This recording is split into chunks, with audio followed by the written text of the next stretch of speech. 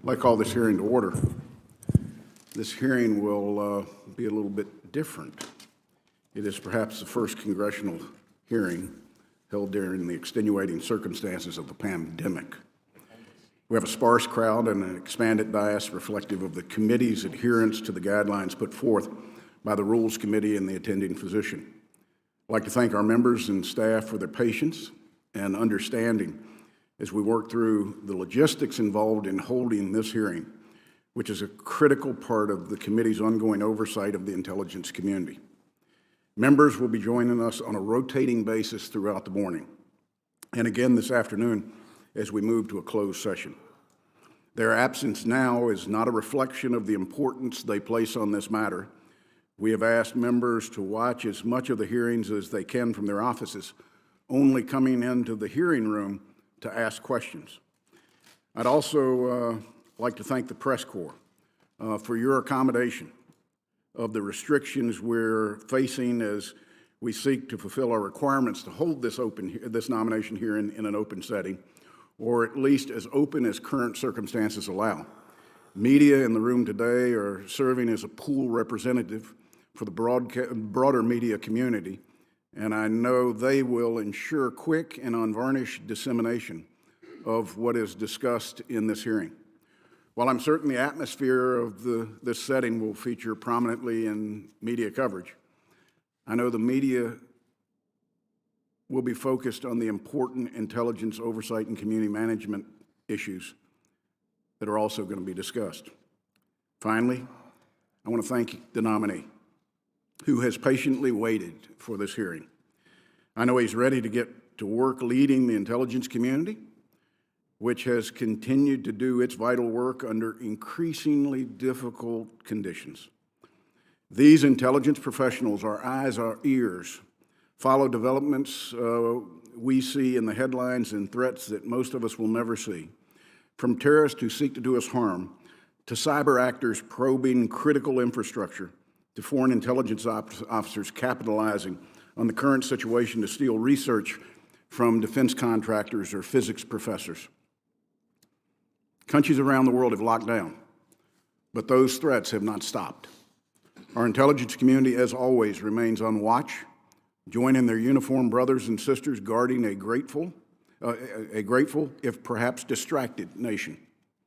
They deserve, and the country needs, the certainty of a permanent, Senate-confirmed Director of National Intelligence.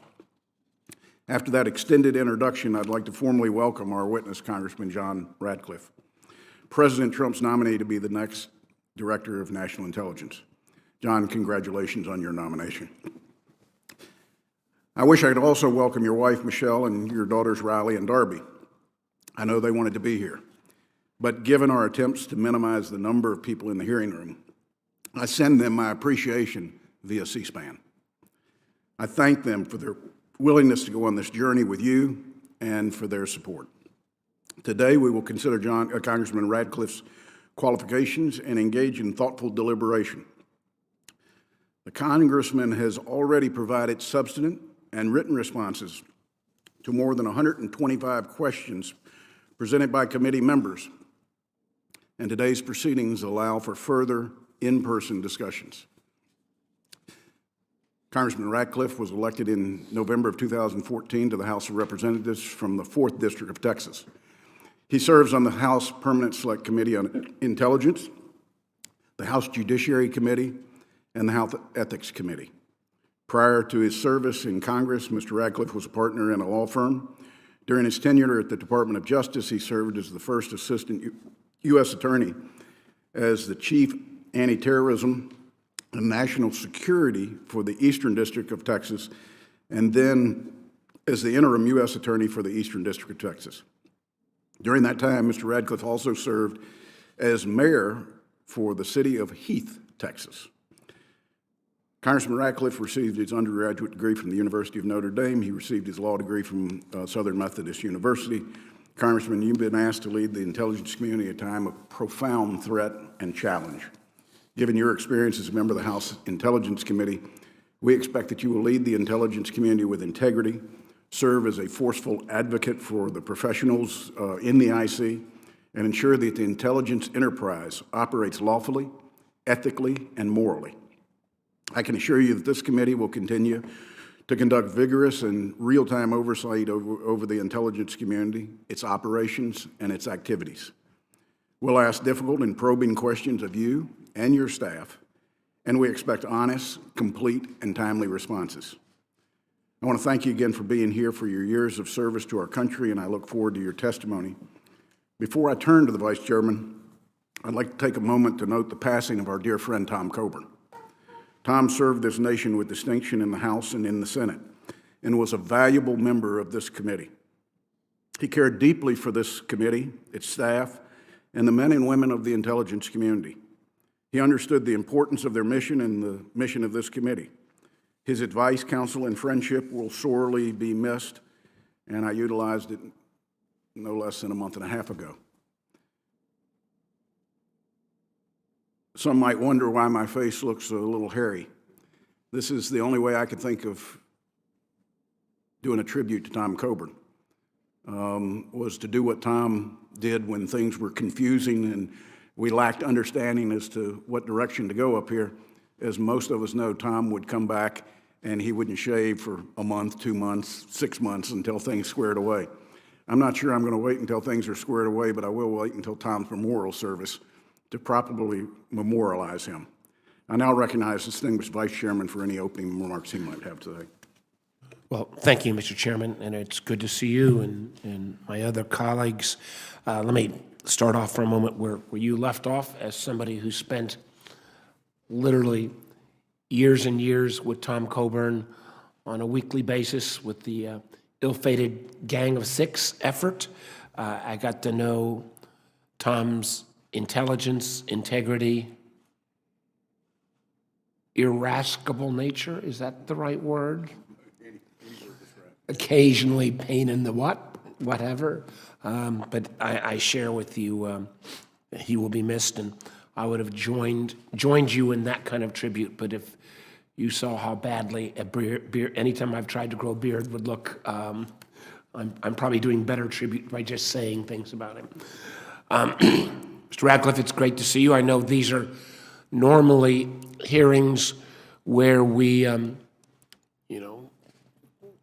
close counting, supposed to see the, the impression in the whites of your eyes. I'm not sure I'm going to be able to make that kind of judgment from here with my slightly aging eyes. I get the general sense of you, and I can actually see a little smile at that point. If it turns to grimaces at times, we'll know. But it's great to have you, and I appreciated the opportunity we had last Friday to spend some quality time together. Unfortunately, as the chairman's already noted, I once again must note that these are unprecedented times. America faces the challenge to our lives and security that we've not had in over half a century. And it's during such trying times that we all recognize the value of nonpartisan expertise throughout our government. Nowhere is this clearer than in the apolitical intelligence community. The IC collects intelligence on imminent and potential threats, analyzes them dispassionately, and presents its best estimates without fear or favor to our nation's leaders. This is essential so that policymakers can craft a timely and effective response to protect America. And nowhere is the need for competent, apolitical leadership clearer than in the position of the Director of National Intelligence, who stands at the head of the nation's 17 intelligence agencies. Unfortunately, what we've seen from the President ever since he came into office is an unrelenting and, I believe, undeserved attack upon our professional women and men of our intelligence agencies. This is not because our intelligence community is deserving of these attacks, nor are they at the heart of some quote-unquote deep state conspiracy to undermine our political leaders.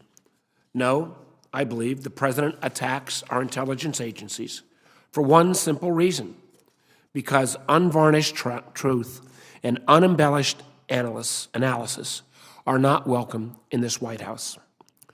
What we've seen over the last year has been especially dangerous. The systematic firing of anyone at the ODNI who has the temerity to speak truth to power. From DNI, Dan Coates, and Principal Deputy DNI, Sue Gordon, to Acting DNI Admiral Joe McGuire, to Acting Director of National Counterterrorism Center Russ Travers, to the Inspector General of the Intelligence Community, Michael Atkinson. These firings and forced departures from the leadership of the intelligence community have left the ODNI without a single Senate-confirmed leader at the helm. Instead, an acting DNI with no experience in intelligence, but with plenty of political loyalty to the president, has been appointed to oversee America's intelligence enterprise. As acting DNI, this individual promptly instituted a hiring freeze and a reorganization whose purpose has not been communicated to the intelligence oversight committees. He also quickly fired senior leaders with decades of experience in the IC. Alarmingly, we have begun to hear reports that intelligence professionals have been inappropriately pressured to limit the information they share with Congress. And now, Mr. Ratcliff, the President has nominated you to this critical position of national security and intelligence leadership. I have to say that while I'm willing to give you the benefit of the doubt during this hearing, I don't see what has changed since last summer when the President decided not to proceed with your nomination over concerns about your inexperience, partisanship, and past statements that seem to embellish your record. This includes some particularly damaging remarks about whistleblowers, which has long been a bipartisan cause on this committee. I'll speak plainly. I still have some of the same doubts now as I had back in August. Some have suggested that your main qualification for confirmation to this post is that you are not Ambassador Grinnell. But frankly, that's not enough. Before we put the Senate's stamp of approval and confirm a nominee to this critical position, senators must demand the qualities that the Senate specified when it passed the law creating the ODNI after 9/11, legislation which my colleagues, like Senator Collins, helped author. We must expect and demand professionalism, a nonpartisan commitment to the truth, and a rock-solid dedication to defending those who defend us every day, the professional women and men of our nation's intelligence committees. I hope that today we can get a sense of your ability to adhere to that requirement. I look forward to the questioning and look forward to this opportunity. Thank you very much, Mr. Chairman. I thank the Vice Chairman. Former Attorney General John Ashcroft was scheduled to be here to introduce Representative Ratcliff. Given the current circumstances, he could not attend. He sent us his remarks, and Senator Cornyn has kindly agreed to represent Attorney General Ashcroft today. Senator Cornyn, the floor is yours. Thank you, Mr. Chairman. It's always good to be with my colleagues on the Senate Select Committee on Intelligence, and today it's my pleasure to introduce John Ratcliff, who's the nominee for Director of National Intelligence. As the Chairman said, we do have a letter from the former Attorney General, and it's rather lengthy. I'm not going to read all of it, but I will refer to some excerpts, but I'd ask consent that it be made part of the record following my remarks. And the reason why I think it's so important for the committee and the Senate to hear from former Attorney General former Attorney General Ashcroft is because of his intimate knowledge of the professional qualifications of the nominee, as well as the personal qualifications, his intelligence and his integrity. Let me just start by reading an excerpt from Attorney General Ashcroft's letter. He said, "Integrity is the indispensable imperative for intelligence, the best friend of national security. and national security is the singular portfolio most allergic to the infection and devaluation that results from inaccuracy and distortion. For high-quality decision-making, sound intelligence must never be contaminated by personal bias or political predisposition. General Ashcroft goes on to say, I've known and worked with John for more than a decade, and I know of no person with a higher commitment to integrity. And I've seen him speak the unvarnished truth to those he works with and works for, whether senior government officials or corporate CEOs. He makes the important point, and he did in my conversation with him yesterday at his farm in Missouri. He makes the point that over the last 15 years, Congressman Ratcliff has served in crucial roles as both a developer and consumer of intelligence, a role that I think speaks to his background and qualifications for this job. Finally, he said, John Ratcliff is committed to forging an intelligence community that delivers in a coordinated manner the most insightful and accurate intelligence and counterintelligence possible. He will serve decision makers with fulsome, transparent intelligence that enables them to make decisions to defend the nation from threats and to keep our citizens safe and free. Mr. Chairman, I know that coming to this nomination as a member of Congress, that Congressman Ratcliff, as any member of Congress might, people wonder, does he really understand the difference between being in the adversarial atmosphere and that is Congress, and that especially speaks to our oversight responsibilities.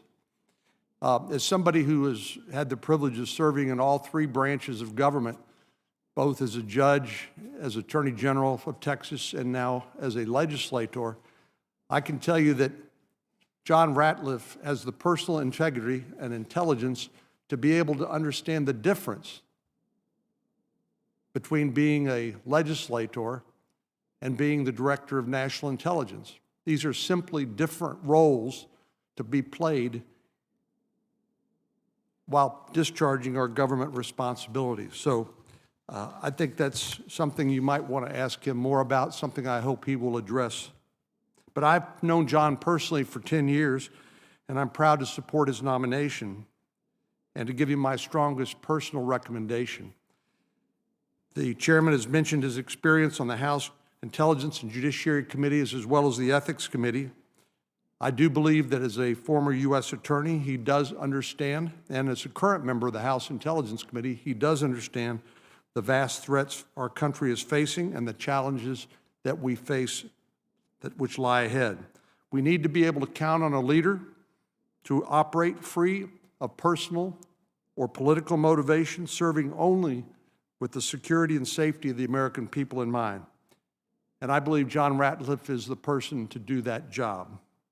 He's prepared to continue the legacy of outstanding leadership we've come to expect and count on from the DNI, and I have confidence in his ability to serve as a steadfast leader and advocate for the intelligence professionals of the IC and a trusted partner with this committee.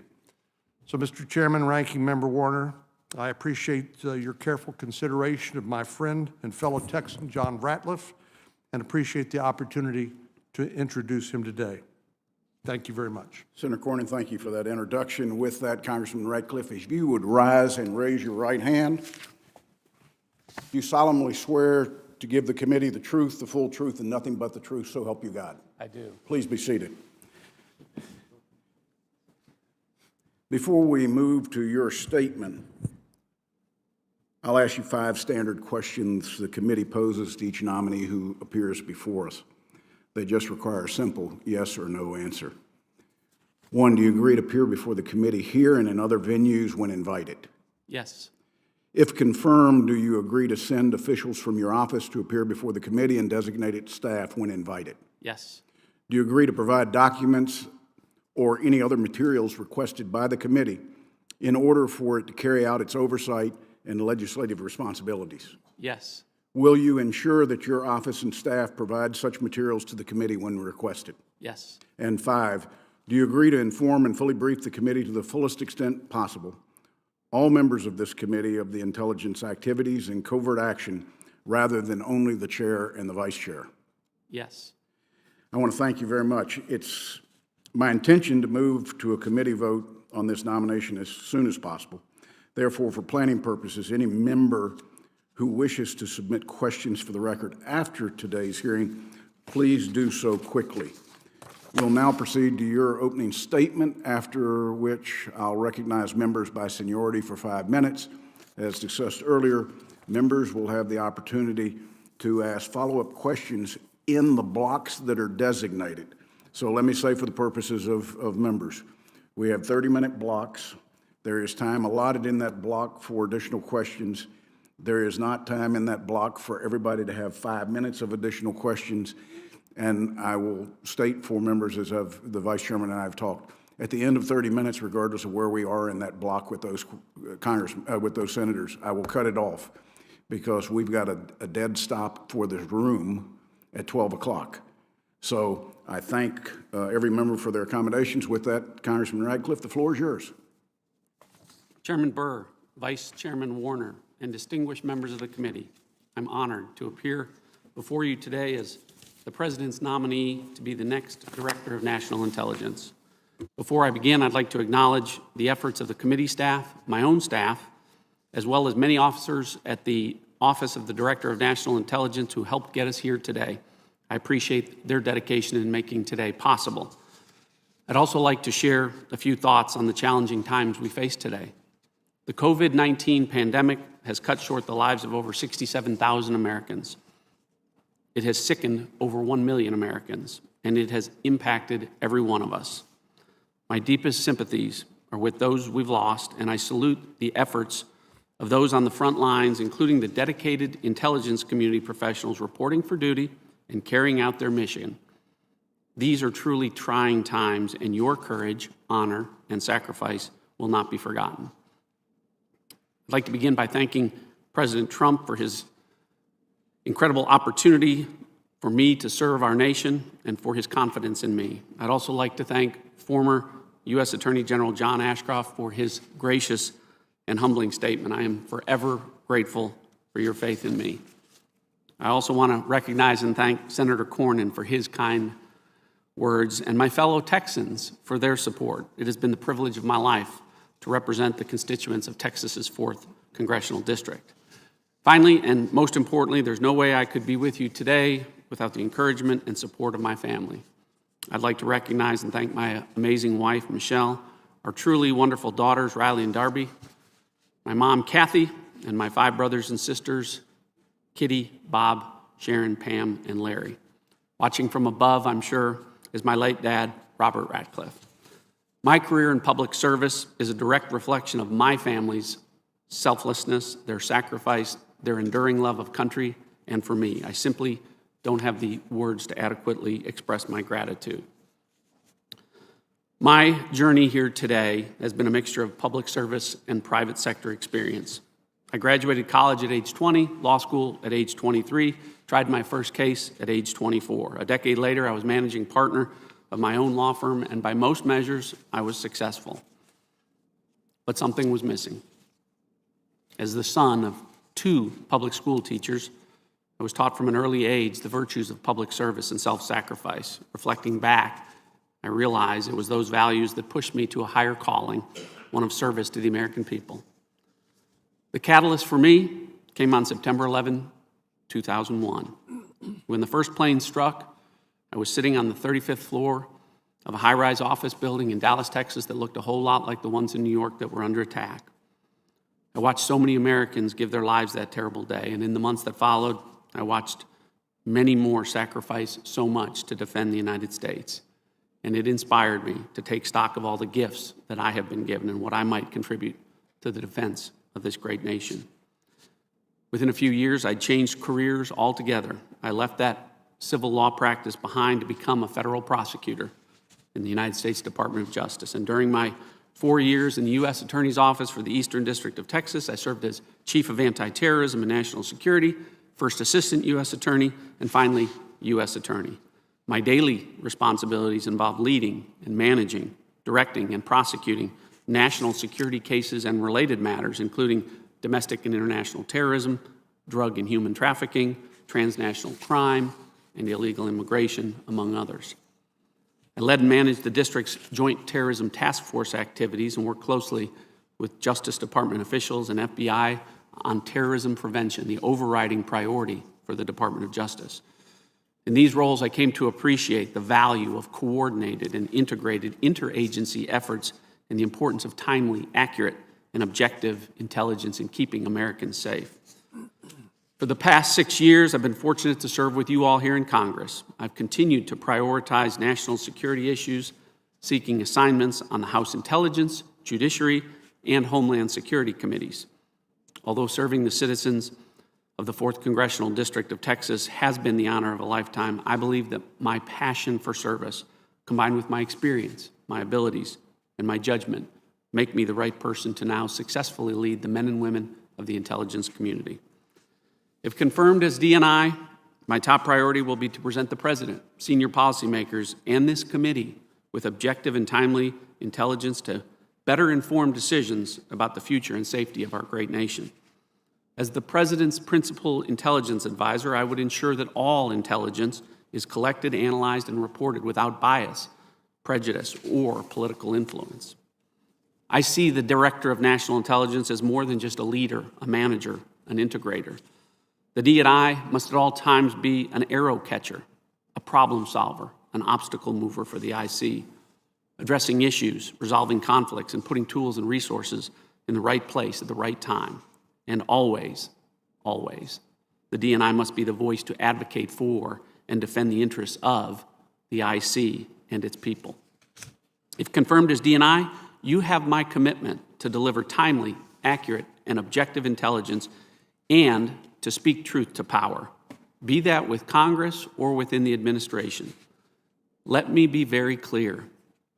Regardless of what anyone wants our intelligence to reflect, the intelligence I will provide, if confirmed, will not be impacted or altered as a result of outside influence. Above all, my fidelity and loyalty will always be with the Constitution and the rule of law, and my actions as DNI will reflect that commitment. Many of you have asked me what I see as the greatest threats facing our nation. The reality is that the threat landscape today is diverse, dynamic, and geographically diffuse, more so than ever before. I believe the immediate focus of the IC must be directed to the geopolitical and economic impact of the coronavirus pandemic, as well as its origins. The American people deserve answers, and if confirmed, I pledge that the IC will remain laser-focused on providing them. We face enduring challenges on other fronts as well. These include China, from the race to 5G to preventing cyber espionage, Russia and its continued efforts to undermine our democracy by interfering in free and fair elections, Iran and its continued pursuit of nuclear capabilities, ballistic missiles, and sponsorship of terrorist groups, North Korea and its continued possession of nuclear weapons and delivery systems, and transnational issues like cybersecurity, safeguarding our supply chains, and of course, preventing terrorist attacks or a resurgence of ISIS. This list is by no means exhaustive. To address the full spectrum of threats and threat actors, the IC must work continuously to earn the trust of the President, the Congress, and the American people. At its core, the DNI position is about leadership. If confirmed, I hope to be a stabilizing force to build trust and break down barriers to information sharing as warranted in order to sharpen the analytic work of the intelligence community. For me, the ODNI remains the office best positioned to lead integration of the intelligence community. We can never underestimate the value of truly integrated intelligence operations or analysis, or assume that agencies would do so on their own without strong leadership from above. That said, I believe every government agency must constantly review its operations to ensure it is setting the right priorities, achieving mission objectives, and spending taxpayer dollars effectively and efficiently. If confirmed, I will work with IC leaders to assess what is working well and where we need to make adjustments to make the community more effective, efficient, and resilient. In closing, to remain the world's premier intelligence enterprise, the IC must continue to recruit and retain the best, brightest, and most diverse workforce our nation has to offer. The men and women of the IC are dedicated civil servants who rarely, if ever, receive the full recognition of their sacrifice to country and dedication to the mission of keeping Americans safe, secure, and free. As DNI, there will be no greater champion of their hard work and dedication to this country than me. I'm honored by the opportunity to be here with you today, and I thank you for your consideration of my nomination during these difficult times. I look forward to answering your questions. Congressman, thank you for those remarks. We'll go into the first block of time consumed by the chair, the vice chair, Senator Risch, Senator Feinstein, Senator Rubio. Members will have up to 5 minutes. I'll try to bank some time. Congressman Ratcliff, several questions. When you're confirmed to be DNI, you'll be walking into an organization that's been led for quite some time by acting officials. It applies to the position for which you've been nominated, but also more recently to the Inspector General's office. Independence and ability to speak truth to power are critical in both offices. Can you speak to your views of the importance of the intelligence community's Inspector General and your expectations of what the office, of that office as DNI? Senator, thank you for the question. You made reference to acting officials. I have been an acting official for a period of time. I was acting U.S. attorney, so I have an appreciation for why Senate-confirmed leadership does make a difference and is important, and I appreciate this committee considering me in that regard. I also appreciate the comments that you've made, as has Vice Chairman Warner, about speaking truth to power, and I very much intend to do that if confirmed as DNI. With regard to the Inspector General position, I have a strong record of supporting and defending and working with Inspector Generals. For example, I have publicly defended Inspector General Michael Horowitz, even when some of my colleagues have criticized his work, and even when I have disagreed with some of his opinions. But I understand the role and the importance of the Inspector Generals because there will always be misconduct, waste, fraud, and abuse when you have government. I am very committed, if confirmed as DNI, to working with the Inspector General to make sure that the intelligence community has that type of process in place to ensure that the intelligence community is always acting in the best interest of the American people. Congressman, over the course of the last 3 years, this committee has issued 4 reports about Russia's meddling in our elections, covering Russia's intrusions into state election systems, their use of social media to attempt to influence the election, and most recently confirming the findings of the 2017 Intelligence Community Assessment. While being mindful of the fact that we're in an unclassified setting, what are your views on Russia's meddling in our elections? Chairman, my views are that Russia meddled in or interfered with active measures in 2016, they interfered in 2018, they will attempt to do so in 2018. They have a goal of sowing discord, and they have been successful in sowing discord. Fortunately, based on the good work of this committee, we know that they may have been successful in that regard, but they have not been successful in changing votes or the outcome of any election. The intelligence community, as you know, plays a vital role in ensuring that we have safe, secure, and credible elections, and that every vote cast by every American is done so properly and counted properly. Will you commit to bringing information about threats to the election infrastructure and about foreign governments' efforts to influence elections to Congress so we're fully and currently informed? I will. Will you commit to testify at this committee's annual Worldwide Threats hearing? I will. And last question, I mentioned that over the past 3 years, we have issued 4 reports. Number 5 is finished. Number 5 will go for declassification. Do we have your commitment as DNI that you would expeditiously go through the declassification process? You do. Senator Warner. Thank you, Mr. Chairman. You actually took some of my questions. My eyesight is good. Mr. Ratcliff, again, good to see you, and I appreciated our time last Friday. I want to follow up on a couple of the chairman's questions first.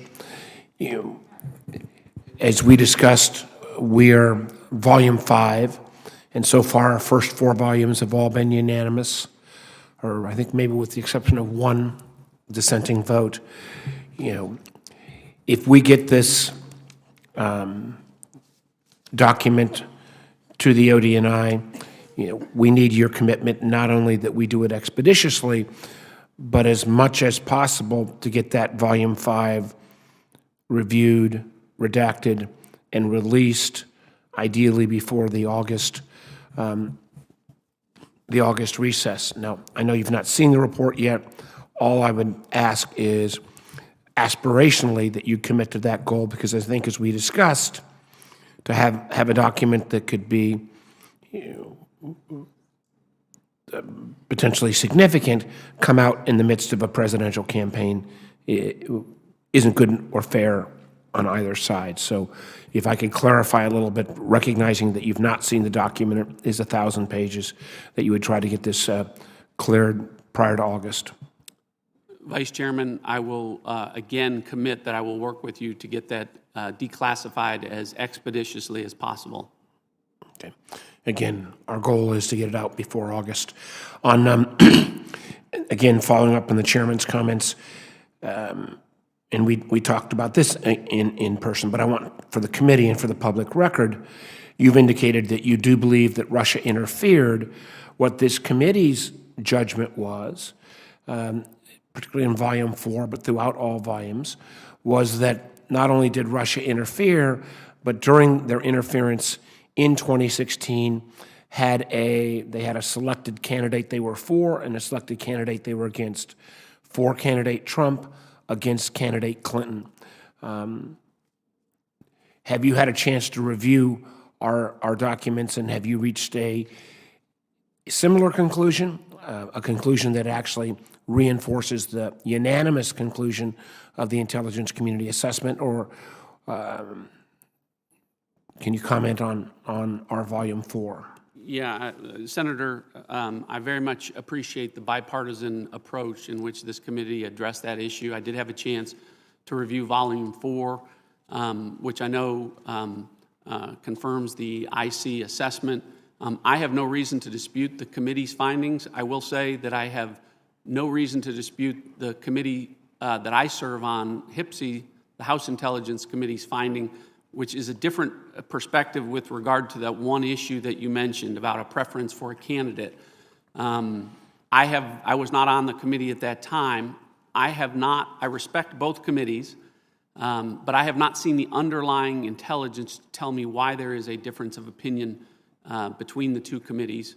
But I, again, very much appreciate volume 4 and the work that this committee put in. And again, I would reiterate, the most important takeaway from the findings, I think, of both committees is that as Russia continues to sow discord, that they have not been successful in changing votes or the outcome of an election, and we need to remain committed to making sure that that does not happen in the future.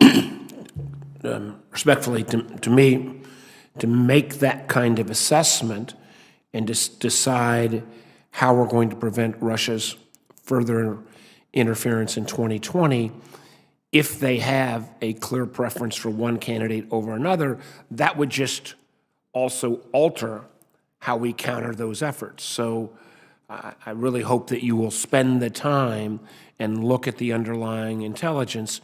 If you find that you reach a conclusion that is different than the unanimous conclusion of the intelligence community or the unanimous conclusion of the SISI here, I would expect a brief on that and pointing out how you found our conclusions or the IC's conclusions were inaccurate. You'll commit to come back to us if you've reached a different conclusion once you've reviewed that underlying intelligence. I will. One of the things we also discussed, and an area of the community that seems under assault with the acting ODNI, and that is the election security unit. There's obviously different parts of the IC. The NSA has a group, the IC has, or the CIA has a group, but one of the most important is the group that is stood up by Director Coates. It includes intelligence professionals like Shelby Pearson. They have briefed us on a regular basis. I would like your commitment that since we are literally less than 6 months away from this year's presidential elections, that you will not take any efforts to dismantle the current leadership of the election security unit or the current capabilities of the election security unit this close to the 2020 election. Senator, I have no intention of making changes in that regard. And that unit, should they have data that is relevant and appropriate for this committee's responsibility, that unit will be able to continue on a regular basis to brief this committee?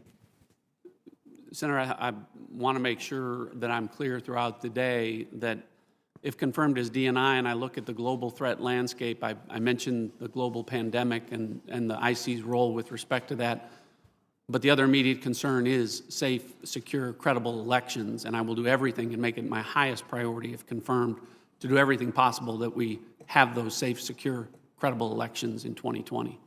But it's important then, again, that group who has briefed this committee on a regular basis continues to have that ability to brief. And again, echoing what the chairman has said, and I don't know whether, are our clocks? They're not running. Will you give me a high sign? Hold on, let me just, did I hit my 5 minutes or my, last question then. Should you be confirmed, we are already past due date on when we would have the traditional worldwide threat hearing. You've committed to the chairman that you would hold that hearing. My hope would be that that commitment would take place within 60 days of you being confirmed. Senator, I'll make a commitment to, I look forward, if confirmed, to appearing as a DNI in a worldwide threats hearing. I don't want to make a commitment in terms of time that don't know what I'm promising exactly. What I will make the commitment is that if confirmed, I agree that it's important, and I will work to make that happen as expeditiously as possible. Thank you. Thank you, Mr. Chairman. Thank you, Mr. Chairman. Congressman Ratcliff has been incredibly generous with his time with me. I've had an opportunity to spend some time with him. I have all the questions that I need answered from him already. Indeed, most of them aren't available for discussion in open setting like this. But in the interest of keeping you on time and on schedule, I'm going to yield back my time since I do have answers to my questions. So thank you. I thank you, Senator Risch. With that, Senator Feinstein. Thanks very much, Mr. Chairman. Congressman, welcome. I'd like to ask you a couple of questions about whistleblowers, if I might. This committee has adhered to a tradition of protecting whistleblowers. However, it's my understanding that your participation in President Trump's campaign to punish and discredit one IC whistleblower suggests you do not align yourself with this bipartisan approach. Let me give you an example.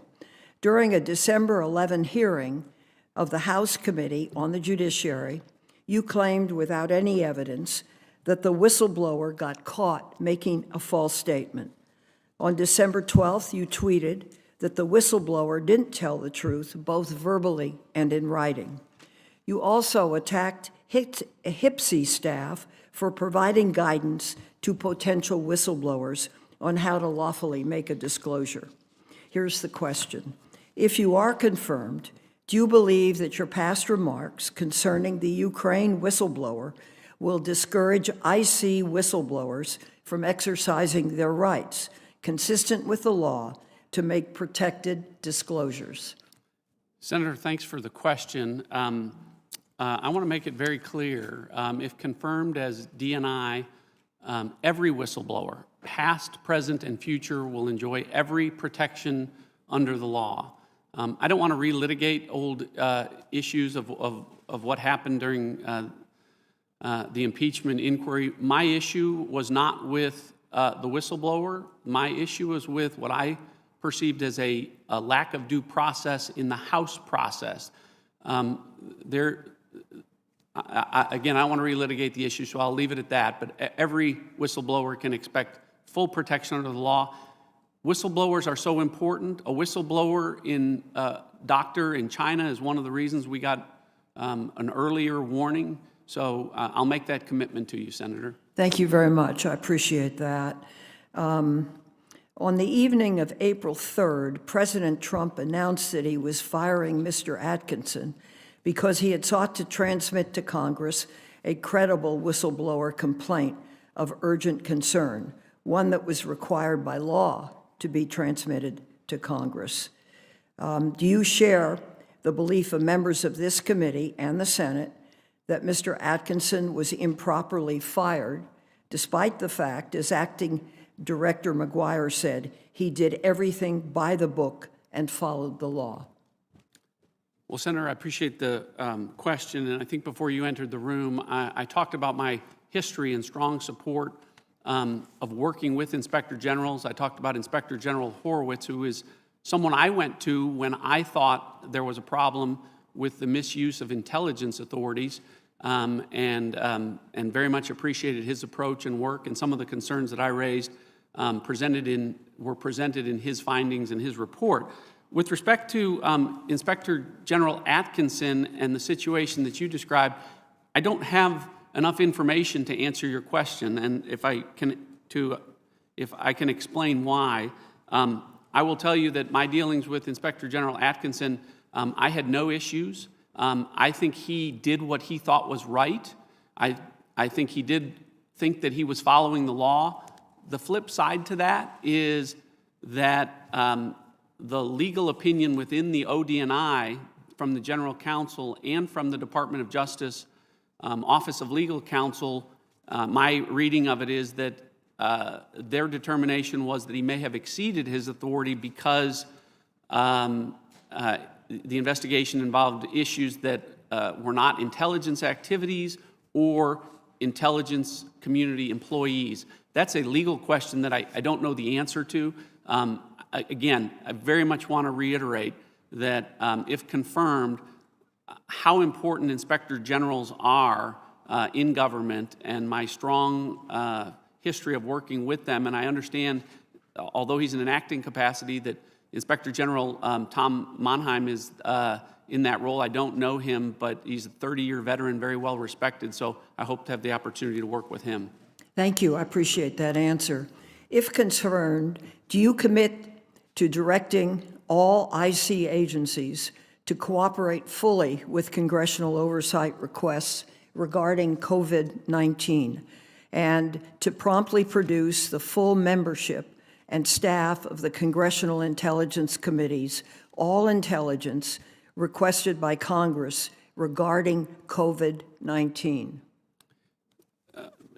Senator, thanks for the question. And that's meant to be broad. It is, and I appreciate the question. And in my opening remarks, and then I think reiterating in one of my responses, that the immediate concern that I have is getting answers from the American people through the intelligence community. If confirmed, the intelligence community will be laser focused on getting all of the answers that we can regarding how this happened, when this happened, and I commit to providing with as much transparency to you as the law will allow, and with due regard for sources and methods, that everything be provided as quickly as possible. Thank you. Just a couple of questions quickly about Yes. hard targets.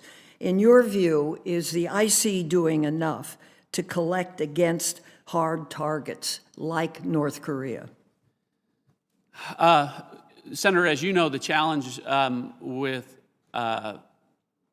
North Korea is visibility. And I think that my impression from the outside, like you as a member of an oversight committee of intelligence, is that we have very good collection. I'm only caveating it because if confirmed as DNI, I may have a different viewpoint or more information to look at. I would make it a priority. I think collection, obviously, and analysis of our intelligence is what makes this the greatest intelligence enterprise in the world. And I will commit that if we are not doing enough, Senator, I will make it a high priority to improve any standards that we may need to employ. Thank you, Mr. Chairman. Thank you. Thank you. Congratulations on your nomination. And I think that's you. I can't. People are watching on television. They can't see that far away. We've gotten to know each other a little bit over the years, not in the setting of intelligence, but through mutual friends. So I just kind of want to ask you a very simple and straightforward question. You have an accomplished career. You are, by electoral standards, in a seat that would be considered by the Cook Report as a safe district. You seem to be enjoying your work. Why are you doing this? And I don't mean that in a negative way. I mean, obviously you've exposed yourself to criticism, and the climate today in politics is pretty intense. I think the most fundamental question is why is this a job that you are willing to step forward and do at this time? Senator, I appreciate the question, and I appreciated the time that we've had to get to know each other when you've come over to the lower house to visit with us. First of all, I think anytime the president asks you to do something for your country, you ought to consider if there's a way for you to salute smartly and say yes. But beyond that, you have to want this job. And for the same reason I, in my opening, talked about leaving a successful law practice to make a fraction of that to be a federal prosecutor. The mission's too important. And what the intelligence community means, how it has positioned the United States as the world's superpower, and I think everyone knows that the relationship between the intelligence community, Congress, the president, and across the board right now is something that's at issue. We've got intelligence authorities and their uses being questioned. I realize it's a sort of a difficult time, but DNI, again, the core responsibility is leadership, and it's easy to raise your hand when things are going perfectly. It's harder to raise your hand when they're not, and the mission's too important of keeping Americans safe, and the opportunity to lead is something that I want to do. And I guess I will say this: it's been the privilege of my life to serve as a member of Congress, but the best job I ever had was to be the United States Attorney, and what I loved about it was an apolitical position. I stood up always to represent the United States of America, never one party or another. And I very, very much view that as this role for the DNI. I look forward to treating every member, Republican and Democrat, exactly the same way, and frankly, being out of politics. I mean, that's an important question, because I've heard some of the skepticism that's been raised is about experience and the experience needed to lead this intelligence enterprise. And it's my view you actually have pretty extensive experience, both as on the committee in the House, both on Homeland Security and Intelligence, and also on Judiciary, and then your work, as you said, as a U.S. Attorney. What is it in what you have done over the last, during your career, that you believe prepares you best for the role you now have of sort of overseeing all of these different pillars of our intelligence capabilities? Well, I think it was mentioned earlier, I've now seen intelligence from three different vantage points: as an end user and a developer, as a consumer of intelligence, and as an overseer of intelligence. And as far as experience, I started handling national security issues back in 2005, and that included intelligence authorities. My first exposure with FISA was 2005, and in trying to respond to this committee, we found that in at least one instance, the authorities that I used remain, or the matters that I work on remain classified. So from an experience standpoint, as far back as 2005, I've been using those authorities. But I think the role of U.S. Attorney in particular, and my time as Chief of Anti-Terrorism for 4 years, is particularly well suited and analogous to the DNI. So as U.S. Attorney, I was running a federated enterprise, working across federal agencies, integrating, coordinating, sharing information, and doing so in an apolitical way. And that's very much what the Director of National Intelligence does, integrates and coordinates across all 17 intelligence agencies, making the community better so that it can make members of Congress, the President, and our policymakers better informed on national security decisions. My time in Congress as well, the committees that I've been on, legislating, creating national security laws, I think I've got a broad, deep, and more than qualified level of experience when we talk about national security issues. And I also think I've got good judgment because I've identified when there are problems with the use of intelligence authorities, and I've spoken truth to power when I've seen it misused. Well, I enthusiastically support your nomination, and I look forward to voting for you on the committee and again on the floor. Thank you.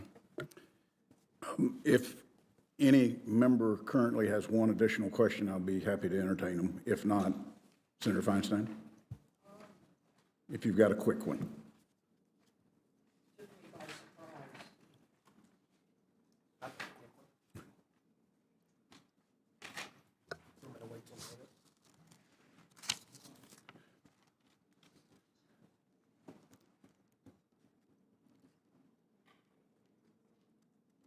If I could ask one question, that's something that I have tried to cure. I've been very concerned by the growth of contractors over the last 20-plus years in the agencies. And when I was chairman of the committee, we made a big push to ensure that all inherently government functions of the IC were performed by government employees and not contractors. It's my understanding that that effort continues today, and we made substantial progress over the 2 decades in this. What is your view on the appropriate use of contractors in the intelligence community? Senator, I'm not saying this because you're considering me for the position as the nominee, but I agree with every word you just said with regard to contractor use and how it should be limited and where government employees should be doing government functions. I know there's always a look in terms of ratios and the percentages. I'm not a one-size-fits-all person. If confirmed as DNI, I'll look at where things stand right now, but the concern that you have, the sentiment that you expressed, let me just reiterate that I agree with you completely and look forward to working with you on this issue if confirmed. Thank you. Thank you, Mr. Chairman. Thank you, Senator Feinstein. With that, the first block of time has expired. The chair would move to the second block of time and go somewhat out of order because Senator Wyden's not here. I will turn to Senator Collins for any questions. Thank you, Mr. Chairman. Congressman, I appreciated the opportunity to talk with you last week as one of the authors, along with former Senator Joe Lieberman, of the 2004 law that created the Director of National Intelligence position. I have a special interest in making sure that the leader of the intelligence community fulfills what we envision. In that regard, I appreciated the opportunity to review your background with you in depth to make sure that you met the statutory standard of having extensive national security expertise. So today, I want to turn to a different issue. As some members have already said today, the ability to speak truth to power is essential to serving as a successful DNI. Would you communicate the intelligence community's analytic views to the president, even if you knew that he would strongly disagree with them? Of course. Would you be willing to communicate the IC's analytic conclusions to the president, even if you believed it would place your job in jeopardy? Of course.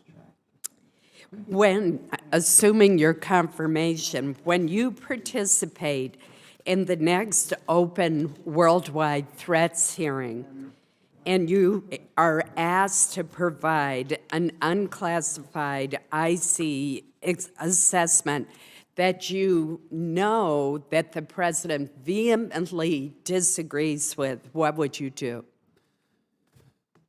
Senator, whether you're talking about the president, whether you're talking about Nancy Pelosi, Mitch McConnell, anyone's views on what they want the intelligence to be will never impact the intelligence that I deliver. Never. Thank you for that strong response. I'm nevertheless going to ask you one more that has to do with the internal operations of the intelligence community. What would you do if the intelligence community was prepared to publish a president's daily brief that directly contradicted the White House's conclusions on an important issue like North Korea? Would you still allow the PDB to be published?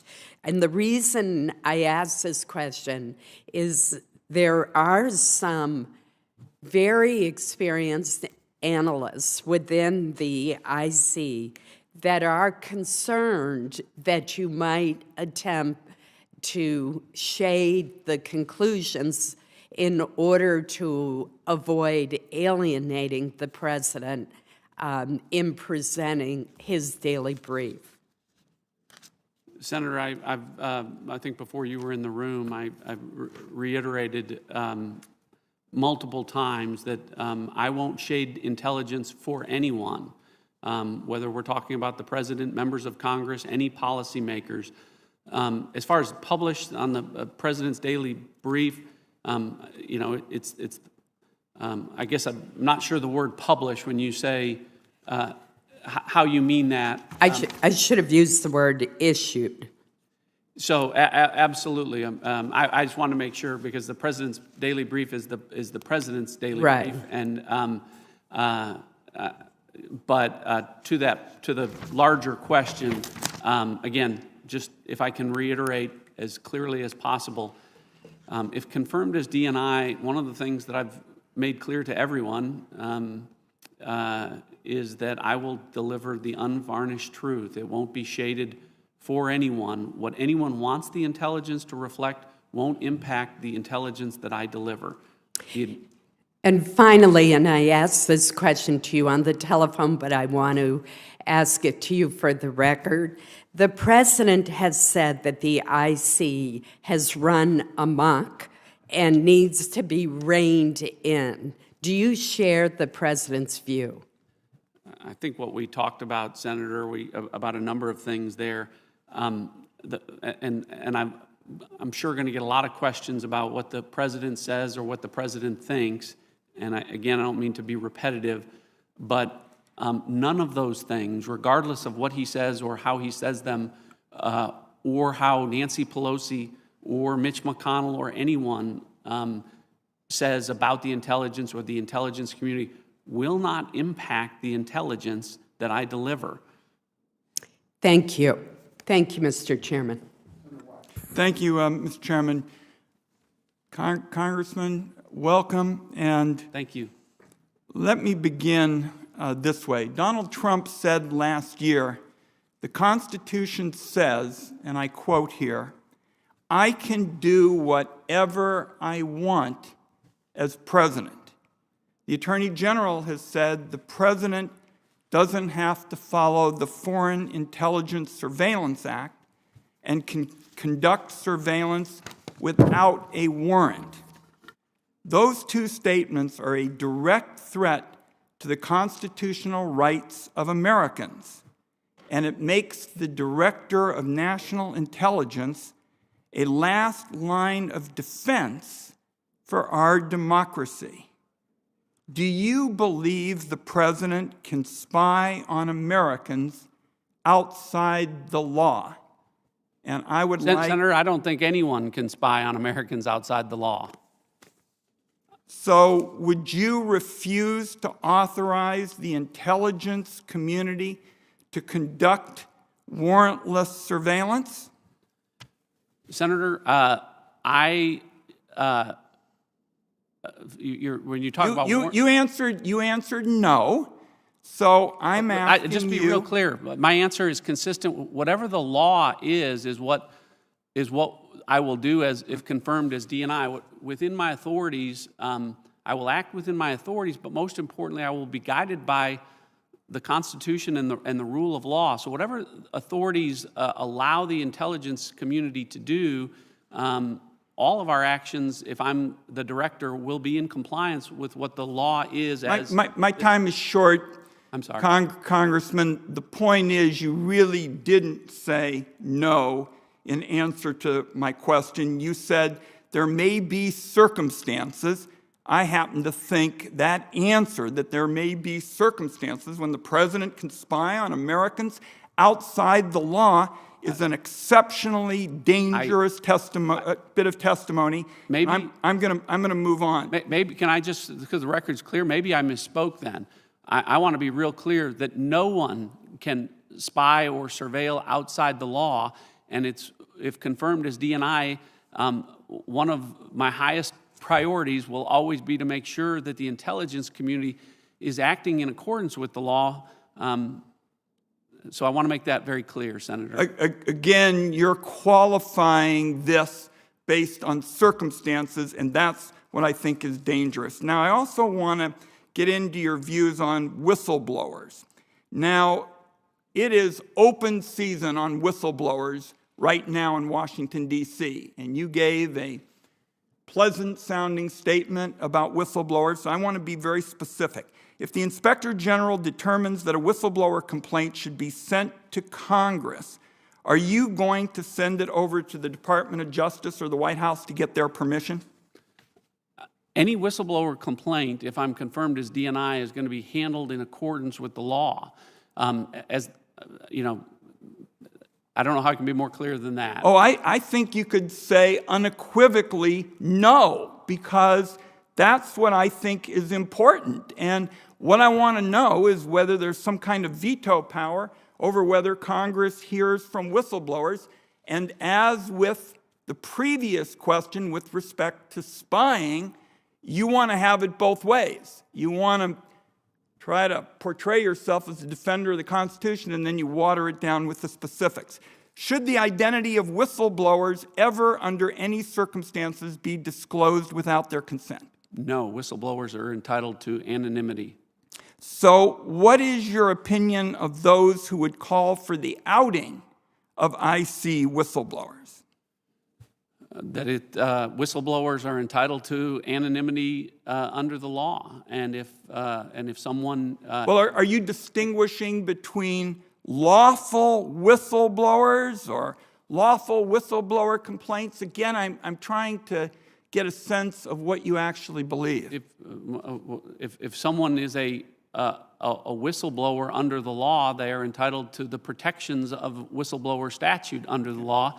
And before you were in the room, I heard the answer. One last question. I want to get it in. You, in your written answers, seem to think internet voting was okay. You gave a very qualified answer. I happen to think it's the equivalent of putting our ballots on the streets of Moscow. So could you tell me why you think internet voting is okay given all the threats that we have seen to our democracy? I don't recall the response or how I responded, Senator, but it seems to me that is a policy issue that, if confirmed as DNI, I would not be in the role of making policy. It wouldn't matter whatever the law is regarding... We expect you to be a leader on election security. And if you support the kind of snake oil salesmen we've got in this country that are selling some of these online voting operations, you are going to put at risk our special system of government. I think my time is up, Mr. Chairman. Thank you. Thank you, Senator. Welcome, Congressman. In your statement for the record, you wrote that, quote, "The President and I have a good rapport." So if confirmed as DNI, you said you have my commitment to deliver accurate and objective intelligence and speak truth to power. Dan Coates, Sue Gordon, Joe McGuire, other dedicated IC professionals had a good rapport with the President as well until they didn't. Can you give me some specific examples of when you've had to speak truth to power, in particular if it's involved the President of the United States? Sure. Senator, I appreciate the question. The reason I said a good rapport is I think trust is important. I think it's one of the things that is important and can strengthen the relationship between all parties, intelligence community, Congress, the President. One of the reasons that I indicated before you were in the room that I wanted this job was because it is apolitical, and I have held apolitical positions before. As U.S. Attorney, that is an apolitical role, and in those instances, I frequently had to speak truth to power from the standpoint of there were many occasions where people wanted me to exercise my discretion in a way that considered something other than what the law was. I never did. Can you give a particular example? So-and-so is, I don't want to give examples that would give away a specific case, but if someone was, for instance, a good Republican or a good Democrat and held a position and maybe deserved some special consideration, those kinds of things. Gotcha. And in addition... I think that's adequate. I just want to reclaim my time here for a moment. Last year, the President defended nominating you for the DNI position, stating that you would do an incredible job, and we need somebody like that in there. We need somebody strong that can rein it in, because as I think you've all learned, the intelligence agencies have run amok. What do you think he meant by that? I don't know. I saw the comment, Senator. I've made clear that, again, first of all, I've made clear, as I just said to you, one of the reasons that I want this position. I've made that without betraying any conversations, but that sentiment I have expressed to the President, and he understands that that I'm looking forward to this position because it's apolitical and that the intelligence that I will deliver is unvarnished or shaded. Do you in any think respect. that the intelligence community or even a single agency is run amok? I have never said that. President Trump has repeatedly, and without any basis in my view, accused the hardworking men and women of the IC of working to undermine his administration. Do you believe that there is a quote-unquote deep state in the IC? I don't know what that means. Senator Collins and I think, talked about that in our call. I don't even know. I don't know what that is. So would you agree that it would be inappropriate and in some contexts illegal to remove or reassign, to screen or otherwise discriminate against career IC personnel for political reasons, including on the basis of their work assignments in previous administrations? Yes. Okay, thank you. The President has publicly stated that he expects loyalty from his appointees, and he publicly withdrew your nomination, appointed another individual, but then formally resubmitted your nomination. That sort of turn of events just raises some unique questions.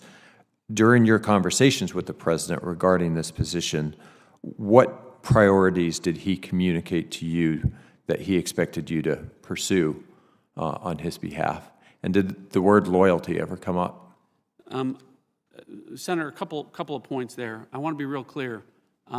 My loyalty is to the Constitution and the rule of law, and I have made that very clear to everyone, including the president. So you did discuss loyalty? No, I've made clear that if I'm in a position, my loyalty is always going to be to the Constitution and rule of law. So you made that proactively clear. You weren't asked. Yeah, I made that proactively clear. And you were not asked. And I was not. I absolutely was not asked. Thank you. The priorities, one of the priorities, again, I don't want to get into specific conversations, but the sentiment is keeping politics out of the intelligence community. It's one of my priorities. And one thing to I guess, because it's been reported, I withdrew from consideration. I wasn't withdrawn, and so I just wanted the record clear with respect to that.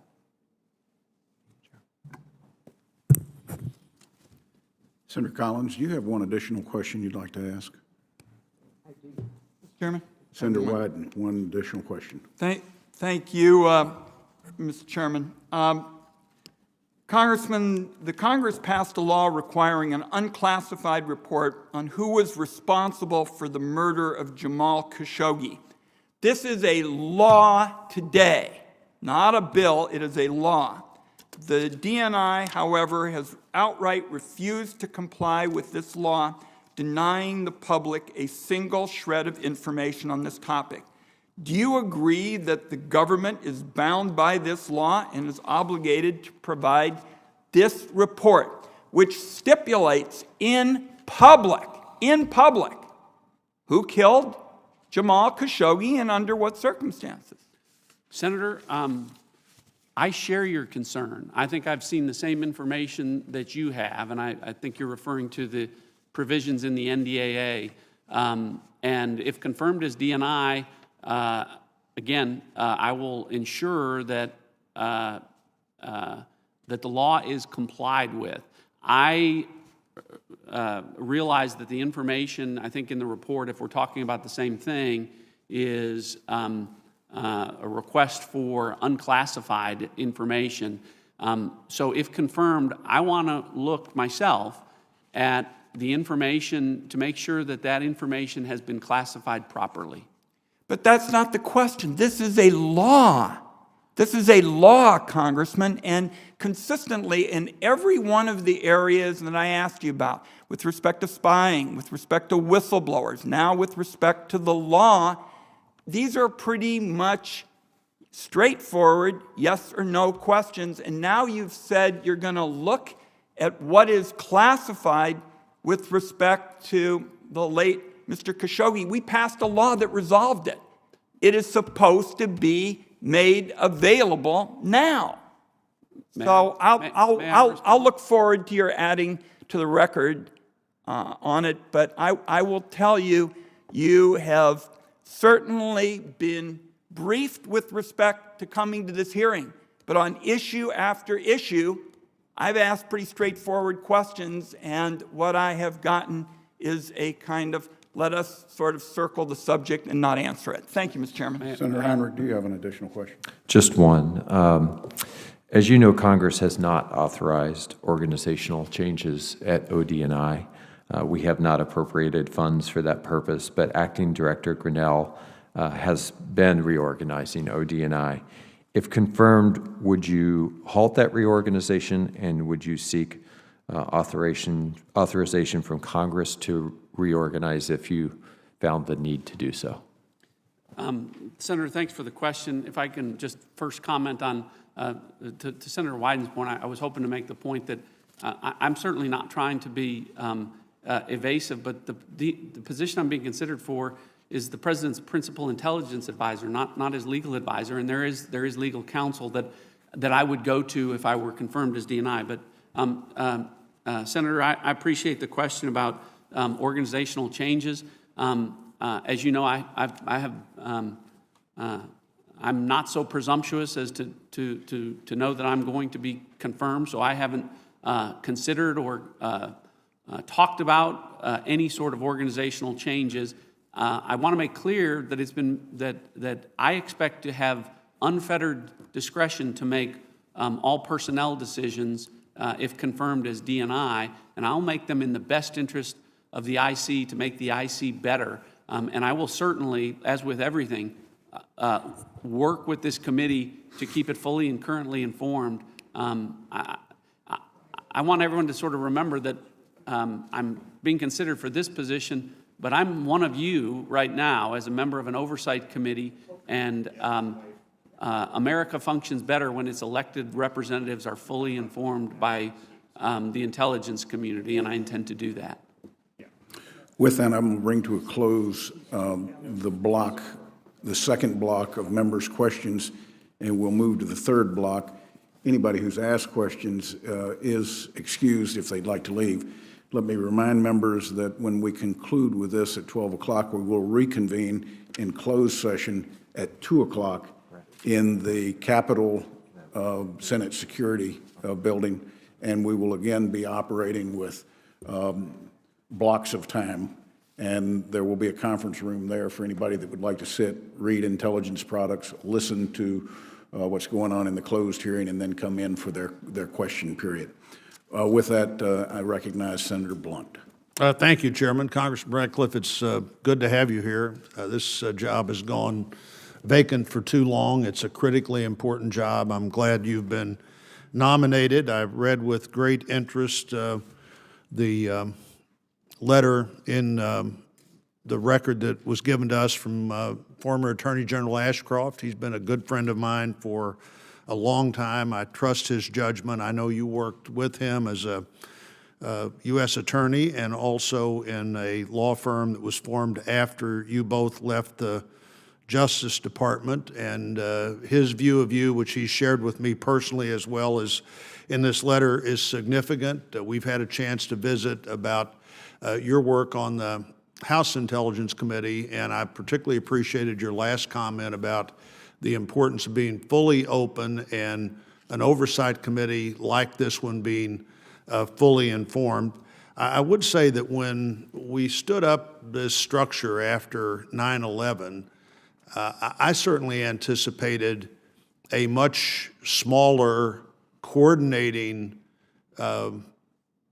opportunity rather than the bureaucratic size that we see today. I hope when you have a chance to look at this, that you'll look carefully at whether or not the structure as it's grown has really served the principal purpose of coordinating information, or if in some way it may have created yet one more stovepipe of information. I'd like you to comment on your views, maybe as a House Intel member, of just the size of DNI itself, and if that size is one you think is too big, too small, or just right. Senator, thank you for the remarks and the association with former Attorney General John Ashcroft, who's a great American. But I, like you, come into this position, if confirmed, with some preconceived impressions based on discussions I've had on the Oversight Committee. And as Senator Collins leaves the room, I want to make sure, one of the goals of the DNI, if confirmed, is to make sure that the ODNI and the DNI position are working exactly like Senator Collins and those who stood it up intended it. And so I had a chance to visit with her about it. Like you, I come in with the perspective that you have conversations that maybe indicate that there is too much bureaucracy and there's too much redundancy. Some redundancy is good, but if there's 17 agencies, they don't need to be doing the same thing 17 times or purchasing the same things. And so it'll be one of my immediate priorities to assess how the ODNI is functioning. Again, the goal of the ODNI is to make the IC better so that the IC can make you better and the president better and policymakers better. And so I do think that I want it to be as efficient as possible, but I'll be thoughtful and talk with the heads of the intelligence agencies and elements to find out where they think that some of these things may just be unnecessary redundancies, and address those. You know, I think another question to ask, and you don't have to comment on this, but for you to ask is this agency has grown. Have we let the other agencies not have the attention or the staff they needed as the whole universe of intelligence, U.S. intelligence has grown?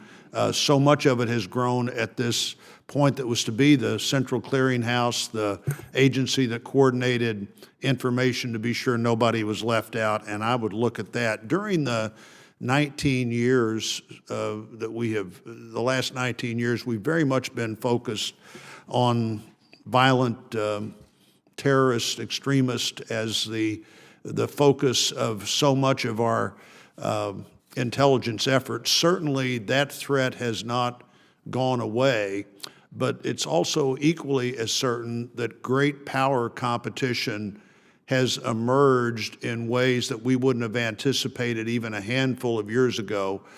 Talk a little bit about rebalancing the resources you have to continue to keep an eye on the threats that we have so focused on for almost 2 decades now, but also to rebalance into the great power competition that we see as a significant challenge for us today.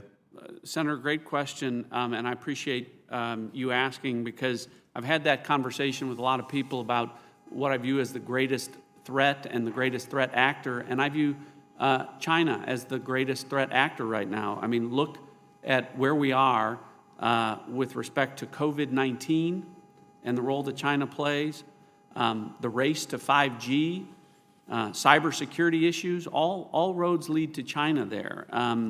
And so one of the priorities, highest priorities that I'll have if confirmed as DNI is to make sure, and again, my background with regard to, violent extremists, that is a generational challenge that we will continue to deal with. We may forget about them, but they don't forget about us.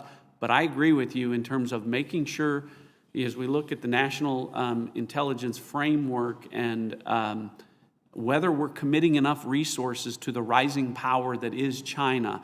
When you look at the initiatives that they have, the Belt and Road, the Made in China 2025, the all of the military civil fusion initiative, where they literally want by law Chinese companies to collect intelligence. These are all spokes of the same initiative, and that's for China to supplant us as the world's superpower and to be able to set standards around the world. And we very clearly don't want an authoritarian regime like the Chinese Communist Party setting standards in the world marketplace. And so I look forward to sitting down with you, if confirmed, about how ODNI and the other 16 elements are dedicated to the rising threat that is China, which I view as our greatest threat actor. Well, certainly Russia is another great threat. Do you want to talk about that for just a second as I conclude my questions? You bet. Different just because, Russia, we are concerned with Russia in terms of anytime you have a large nuclear stockpile, and they are certainly dedicated to sowing seeds of discord. We are most concerned with them with regard to election interference and making sure we have safe, secure, credible elections, because that's what they have been focused on, and they've been, as I said earlier, they've been successful in sowing seeds of discord, but not, fortunately, in changing votes or the outcome. But between the two, to be real clear, I view China as the rising power, whereas Russia, has an economy about the same size as the economy of my home state of Texas. So we need to be very concerned with them. Vladimir Putin is a very bad actor, and so as DNI, if confirmed, I will make sure that we balance appropriate where our resources are going with regard to both of those threats. Well, thank you, Mr. Ratcliff. Congressman, I look forward to supporting your nomination both here in the committee and on the floor, and you're working with us as you get this job. Thank you. Good morning, Congressman. First, I'd like to start with a series of questions that were from the questionnaire, and I believe they can be answered with yes or no. You did not answer them thusly in the questionnaire, but I think they can be easily answered with yes or no. The first one is question 35. Would you ever ask, encourage, or support an intelligence professional adjusting his or her assessment to avoid criticism from the White House or political appointees? No. Would you ever change or remove content in an intelligence assessment for political reasons or at the behest of political leadership? No. Question 39, would you consider an individual's personal political preferences to include loyalty to the president in making a decision to hire, fire, or promote an individual? No. And question 39B, do you commit to exclusively consider professional qualifications in IC personnel decisions without consideration of partisan or political factors? Yes. C of 39, if you were to receive credible evidence as DNI that an individual was undermining IC objectivity and furthering a political agenda, would you immediately remove that individual? Yes. And D, will you or any of your staff impose a political litmus test for IC employees? No. And finally, if confirmed, would you reassure your workforce that loyalty tests are not allowed with the IC? I would. And if such occurs, would you commit to informing Congressional Intelligence committees and immediately stopping such efforts? I would. Thank you. Next question. Can you give me a case where you have ever publicly differed with this president? Yes. Please do, briefly. Example I can think of most recently was, I think it was October, the president's decision to withdraw troops from Syria. There was a resolution considered regarding that issue that I supported, that I think was referred to by some as a rebuke of the president. I think I'm right on the specifics of that. Any other incidents? I'm sure there are. I don't recall any as I'm sitting here. In your position as a member of the House Intelligence Committee or as the nominee for DNI, have you seen any intelligence that finds with high confidence, or any confidence for that matter, that the coronavirus originated in a lab in Wuhan rather than the market? I have not. Thank you. You testified. Go ahead. I only wanted to caveat in the sense of, because of the pandemic, I want to say that the last classified briefing I had was sometime in, it's been a while since I've had a classified briefing on the coronavirus pandemic. That's the only thing I wanted to caveat. That's the answer that I gave this morning myself. Okay. And you, like me, you have not seen any intelligence product that indicates. I have not. Thank you. You took the oath this morning from the chair and said you will agree to appear and share information with the committee. Will you appear before this committee if the president or an official in the White House tells you not to? Of course. And you will bring us, I think there's been some discussion of the worldwide threat hearing. So when and again, not caveat, we say. You gave the right answer. If I were you, I wouldn't qualify. Then I'll just leave it alone. But the point was, I want to make sure we were talking about to appear in connection with a worldwide threat hearing. No, I'm talking about just generally. If this committee requests your attendance to testify and the White House says do not go, will you honor the oath you took this morning? I will. I will. I'm sorry. I want to committee? make sure that I understood the question properly. Thank you. The president has stated that he feels that so-called enhanced interrogation, such as waterboarding, has value and produces valuable results. John McCain has said repeatedly that it does not. Who do you agree with, McCain or the president? I follow the law, always follow the law. And so what You the law believe that says, waterboarding is a violation of the anti-torture law? my understanding that the law makes clear in several places that torture is illegal, and that would be the finding, I think, in the Army field manual. And So this has nothing to do with your personal opinion. You're simply saying, I'll follow the law, but if the law was changed to allow waterboarding or other forms of torture, would you say that was okay? I think the obligation that I have, Senator, is to follow the law.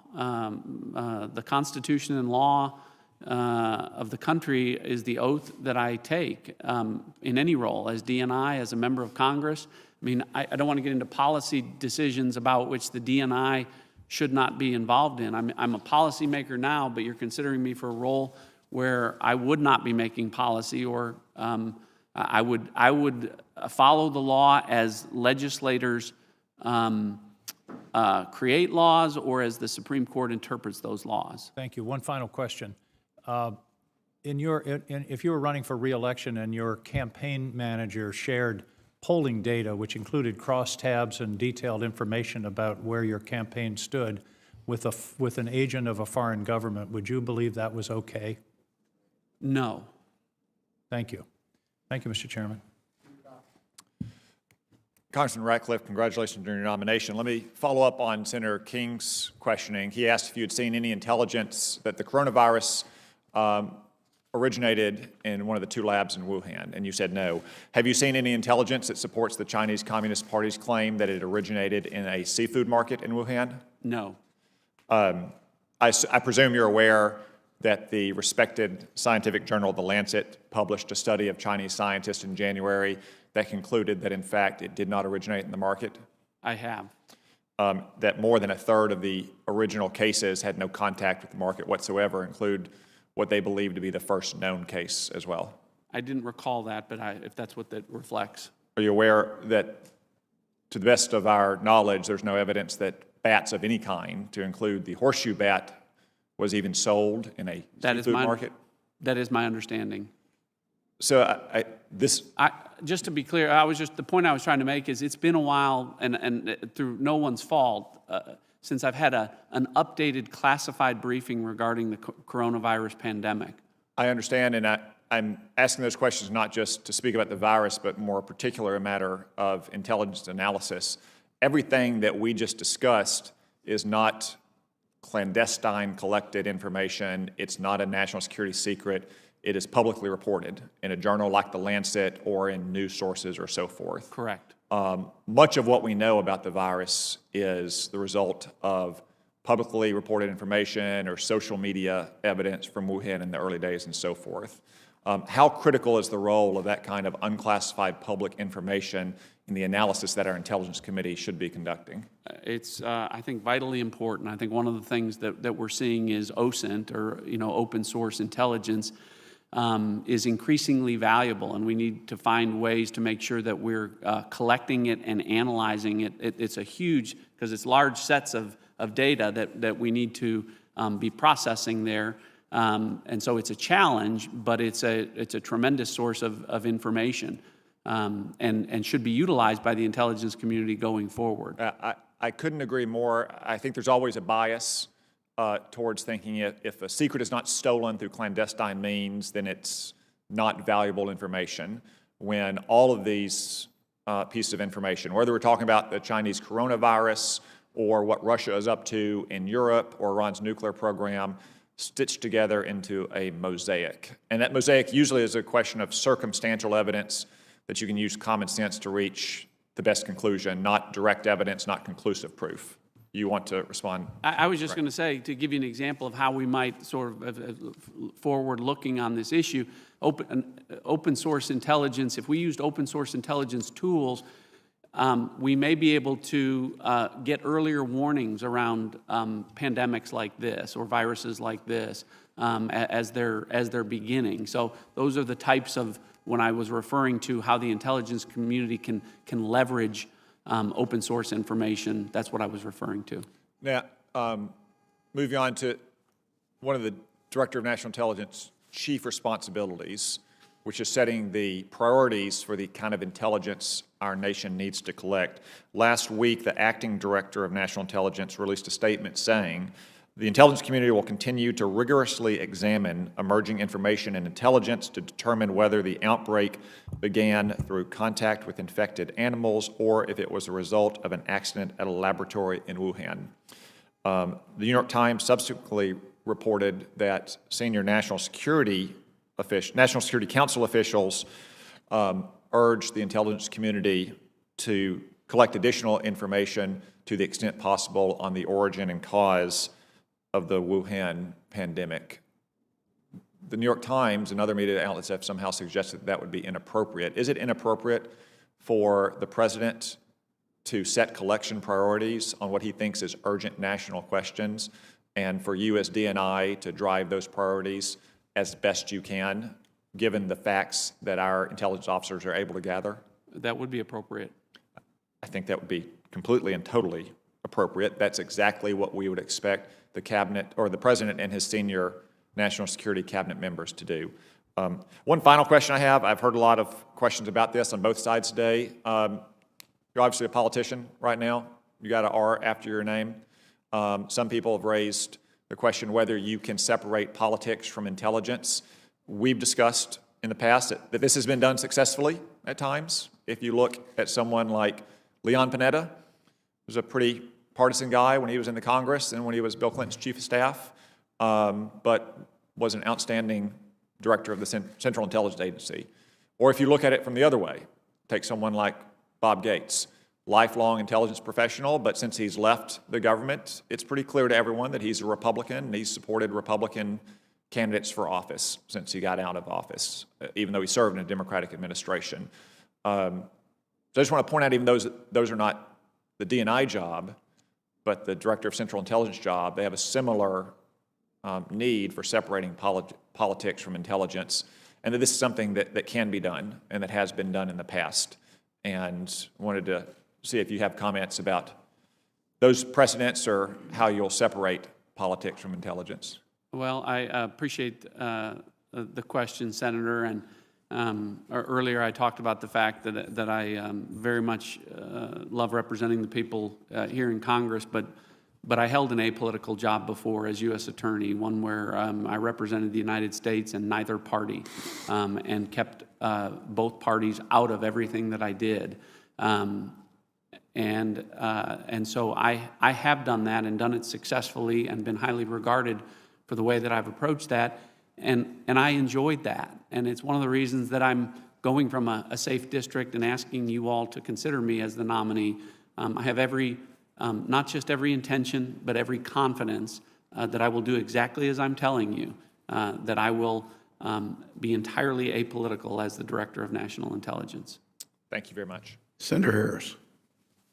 Thank you, Mr. Chairman. Congressman, the U.S. intelligence community has an important role in warning our leaders about pandemics like COVID-19, because outbreaks, of course, are not just a public health matter, but also a matter of national security. Based on public statements and reporting alone, do you believe that President Trump has accurately conveyed the severity of the threat of COVID-19 to the American people? Are you saying presently? We are in the midst of the pandemic presently, correct? Right. So repeat the question, because I guess I'm misunderstanding. I'm sorry. Has he accurately reflected the status of the pandemic? Conveyed the severity of the pandemic, yes. Has he accurately conveyed the severity of COVID-19 to the American people? I believe so. You do. And according to April 27, 2020 Washington Post article, President Trump received upwards of a dozen briefings on COVID-19 from the U.S. intelligence agencies between January and February of this year, during which time he repeatedly denied the severity of the threat. On January 22nd, he said, quote, "We have it totally under control." On February 26th, he insisted that the number of cases would be, quote, "close to zero within a number of days." As recently as March 10th, the president stated, quote, "Just stay calm, it will go away." And I'm sure you're familiar with the most recent reports, including today, that we may see as many as 3,000 deaths a day in America because of COVID-19. What would you do, if confirmed, if you believed the president was not taking the warnings from the intelligence community seriously? Senator, the intelligence that I would deliver as the Director of National Intelligence, the statements that the president said this, none of those things will influence the intelligence that I deliver to this committee and the committee in the House and members of Congress. I made the point in my opening, this is one of the highest, the first priorities is getting answers to the American people who deserve answers, and you do as a member of the Oversight Committee, and I do if I'm still a member of the Oversight Committee. And whatever those answers are, Senator, you will get them.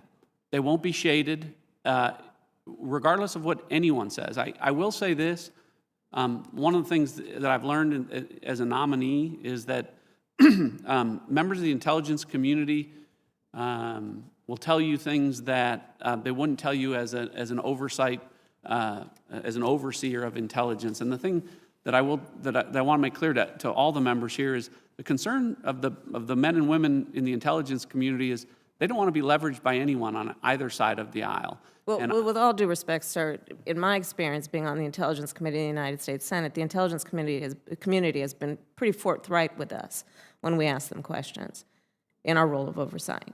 So what exactly are you referring to? I'm just saying in the perspective as the conversations that I've had over the past few months as I've been considered for this, I've had exposure to a lot of intelligence community members who have just expressed the sentiment that they want to do their job, they want to deliver the best intelligence, and they don't want to be leveraged from anyone on either side of the aisle. That was the only point. It wasn't directed at you, Senator, at all. Oh, no, I didn't take it that way. Okay. And how long have you been serving on the House Intelligence Committee? A year and 5 months, I guess. Okay, you were appointed to that committee in 2019, correct? Yes. Okay. And then in our fourth report on Russian interference into the 2016 election, this committee has once again reaffirmed the unanimous consensus of 17 intelligence agencies that Russia interfered with the aim of benefiting then-candidate Trump's political campaign. However, you and other allies of the president have sought to cast doubt on the consensus conclusions, raising concerns for many of us about your ability to be unbiased, which is a necessity to head the DNI. Will you accept the intelligence provided to you by the men and women of the intelligence community, no matter your personal beliefs? And do you accept the findings of the intelligence community as it relates to the Russian interference in the 2016 presidential election? So to your first question, I will accept. To the second question about specific to Russia 2017. 2016. I'm sorry, 2016. Or earlier in the, I made the point that I respect both committees. I think there's a difference of opinion between the House Intelligence Committee and this committee in terms of one specific finding. I wasn't on the, as you pointed out, I was not on the House Intelligence Committee at the time of that. I respect both committees, but I haven't seen the underlying intelligence with respect to that one finding. Thank you, Mr. Chairman. Thank you, Senator. Question? Yes.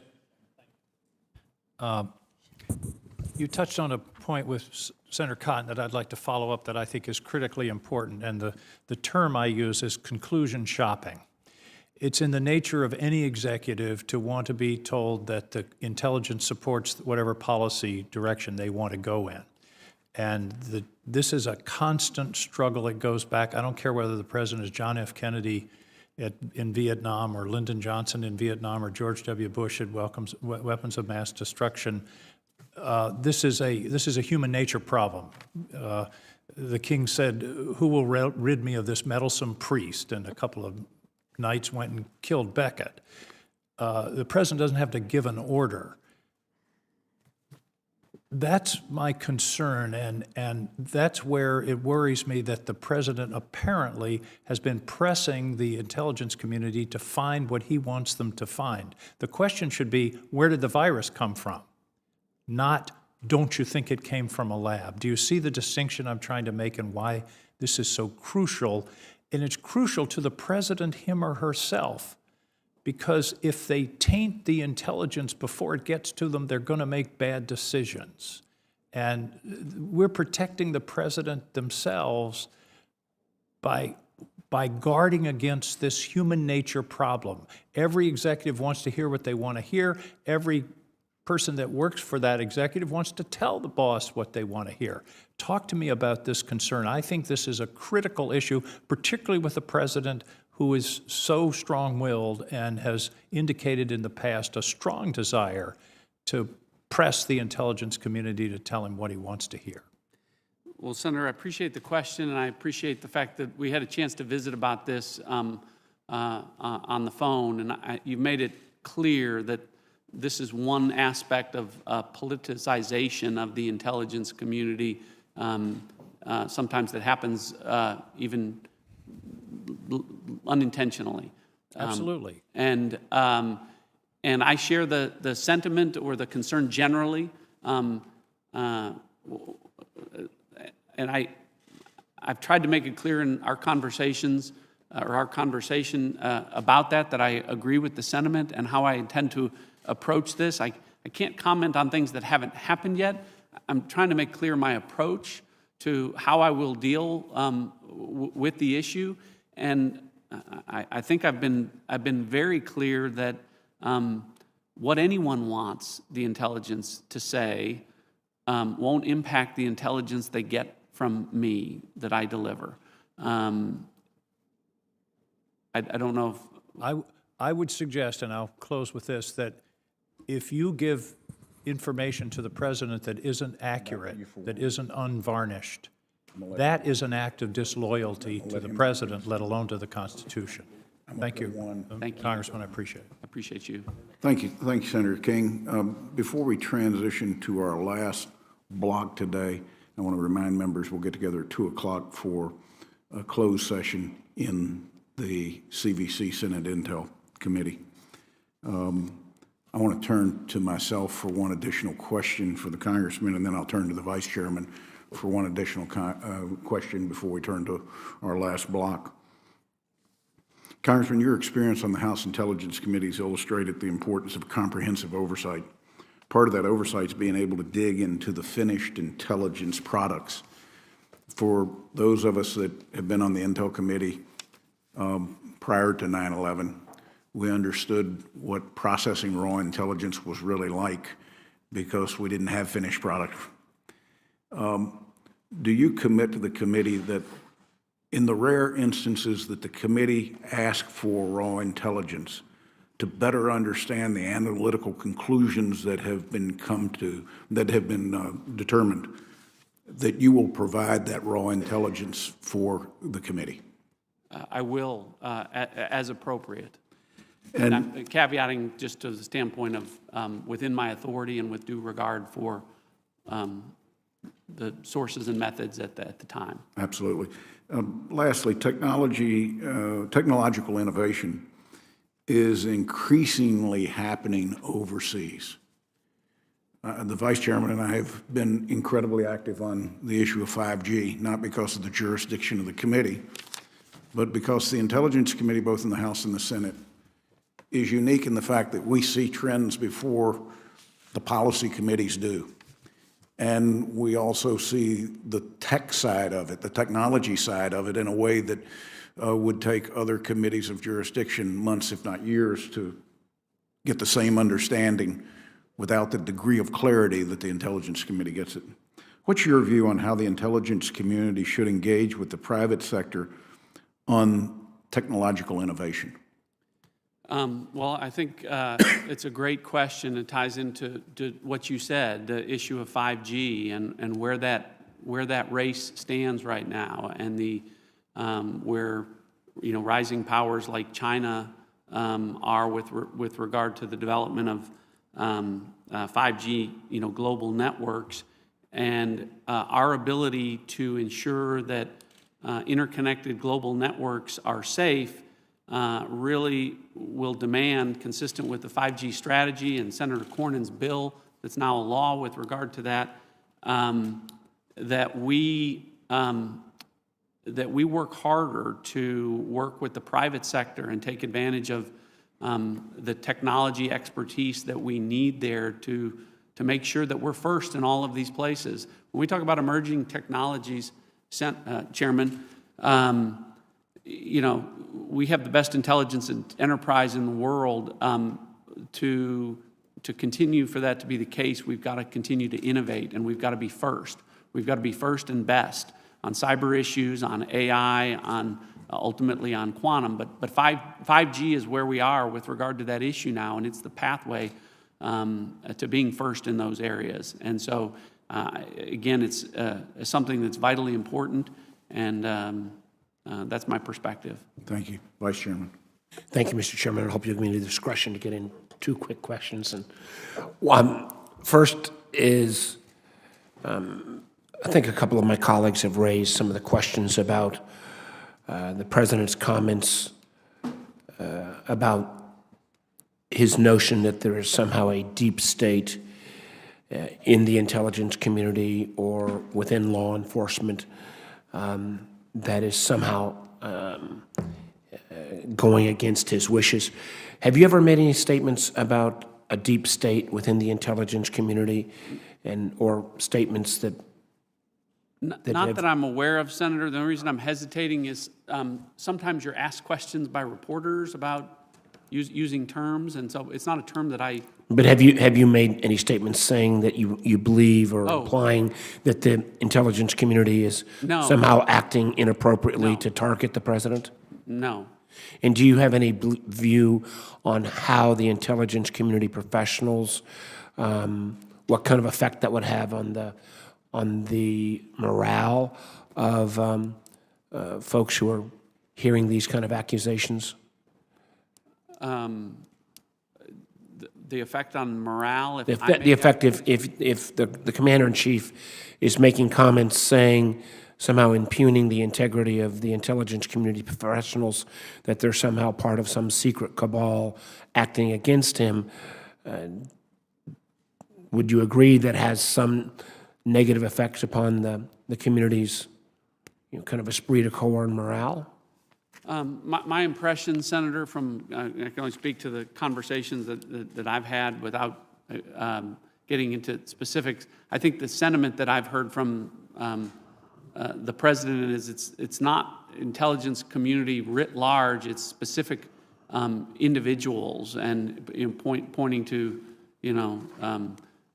for instance, misuse of intelligence authorities by certain individuals, but again, my focus is I want to look forward, not back. I think that's one of the reasons I want this opportunity. All of this underscores the point that the relationship isn't what it should be across the board between the intelligence community, the President, and Congress and its oversight committees. And again, it may be difficult, but I'd like the opportunity to strengthen that relationship for the reasons I've talked about earlier. Well, the Chairman's given me my discretion, so I won't ask. I want to come back later and ask you a question about NATO, but I would simply point out that it is somewhat unique to me that not only has the President made these comments about kind of the long-term professionals, but literally every person, I think without exception, that this President has appointed for Senate confirmation within the Director of National Intelligence has been fired or removed or pushed out. My conclusion, maybe not shared by all my colleagues, but because all of those individuals, when they took on these positions, did what I thought was right, which is being willing to speak truth to power, and that cost them their job. If you get this job, I hope you'll continue in the vein of the Dan Coates and the Sue Gordons and the Joe McGuires and Andrew Hollemans, who I think honored their commitment even at the cost of their job. Thank you, Mr. Chairman. In an effort to get back on time, let me explain to members. I know some of you came in and you thought, why do I have to sit down there?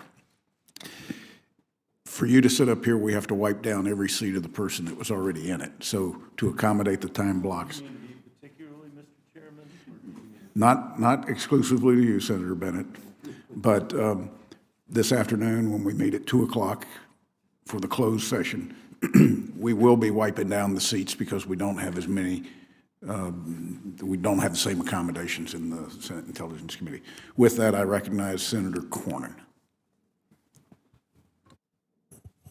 Congressman Ratcliff, this morning when I said a few words of introduction, I alluded to the unique nature of the job to which you've been nominated.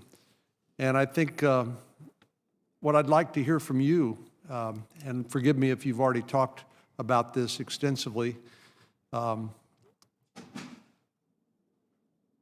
how do you view the transition from the adversarial process of either as a prosecutor or as a member of Congress battling over public policy issues or maybe conducting vigorous oversight into the role of the federal government? How do you make that transition to become this head of the intelligence community and be willing and able to provide unvarnished intelligence to policymakers?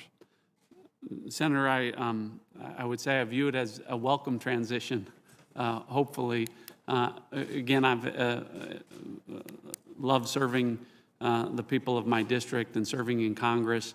But again, respectfully, when I was at the Department of Justice, there's something about representing the United States, standing up to represent the United States, where you have the ability to say, you know, politics will play no part. I won't let party allegiance play any factor in the work that I do, is very analogous to this position, and it's one that I very much look forward to. The mission is too important.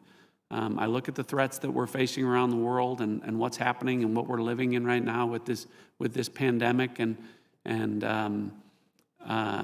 you know, we will only continue to be the world's superpower if we have the best intelligence enterprise, and it has to be one that's apolitical. It has to be one that gives the unvarnished truth, as Senator King has said repeatedly, without shading and without consideration for what anyone wants that intelligence to say. And I've been in that role, and that's what I would offer in terms of reassurance, in terms of my time at the Justice Department and leading, again, a federated enterprise, you know, not to the scope and size of the intelligence community, but a U.S. Attorney's Office is significant. And to put it in perspective, there's 435 congressional districts the country is divided up into. There's 100 United States senators. There's only 93 federal districts. And in my case, it was 35,000 square miles, more than 3 million residents within that. And so operating and coordinating and integrating in pursuit of national security priorities like the prevention of terrorism, I think is good training for this. But it's something that I found, again, that I enjoyed doing, and I look forward to the transition on a larger scale at a time that I think our country really needs it. And again, I think that I'm well qualified to do. Congressman Ratcliff, my friend, the ranking member, Senator Warner, frames this as speaking truth to power, but let me frame it a little differently. Do you have any problem in telling the President the truth about what our intelligence community has produced to allow him to then make the best decisions in consultation with his team? Respectfully, Senator, I don't have a problem telling anyone, the President, members of this committee, anyone that would be a consumer of intelligence and entitled to see it, whether as an overseer or in whatever respect. The intelligence has to speak to exactly what the men and women who are doing the collection and analysis of it. We're all better served with the best unvarnished intelligence, and that is truth to power, and I look forward to doing that to anyone. And what's the danger if you somehow shaded or nuanced the information for the policymakers, including the President of the United States?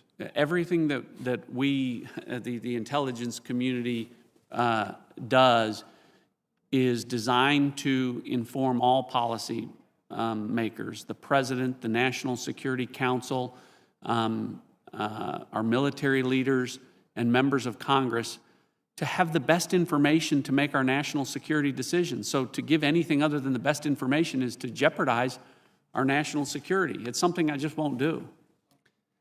In closing, I was glad to see our mutual friend, Congressman Will Hurd, write an op-ed piece supporting your nomination. Will, as we both know, served in the CIA before he came to Congress. He's steeped in these issues like very few are, and I was glad to see that vote of confidence. Thank you, Mr. Chairman.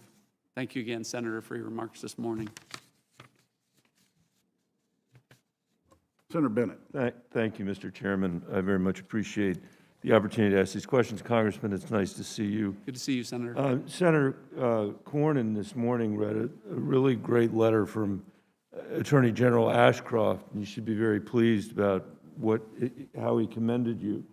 In the letter, he said, this is Senator or Attorney General Ashcroft, he said, integrity is the indispensable imperative for intelligence, the best friend of national security. And national security is the singular portfolio most allergic to the infection and devaluation that results from inaccuracy and distortion. For high-quality decision-making, sound intelligence must never be contaminated by personal bias or political predisposition.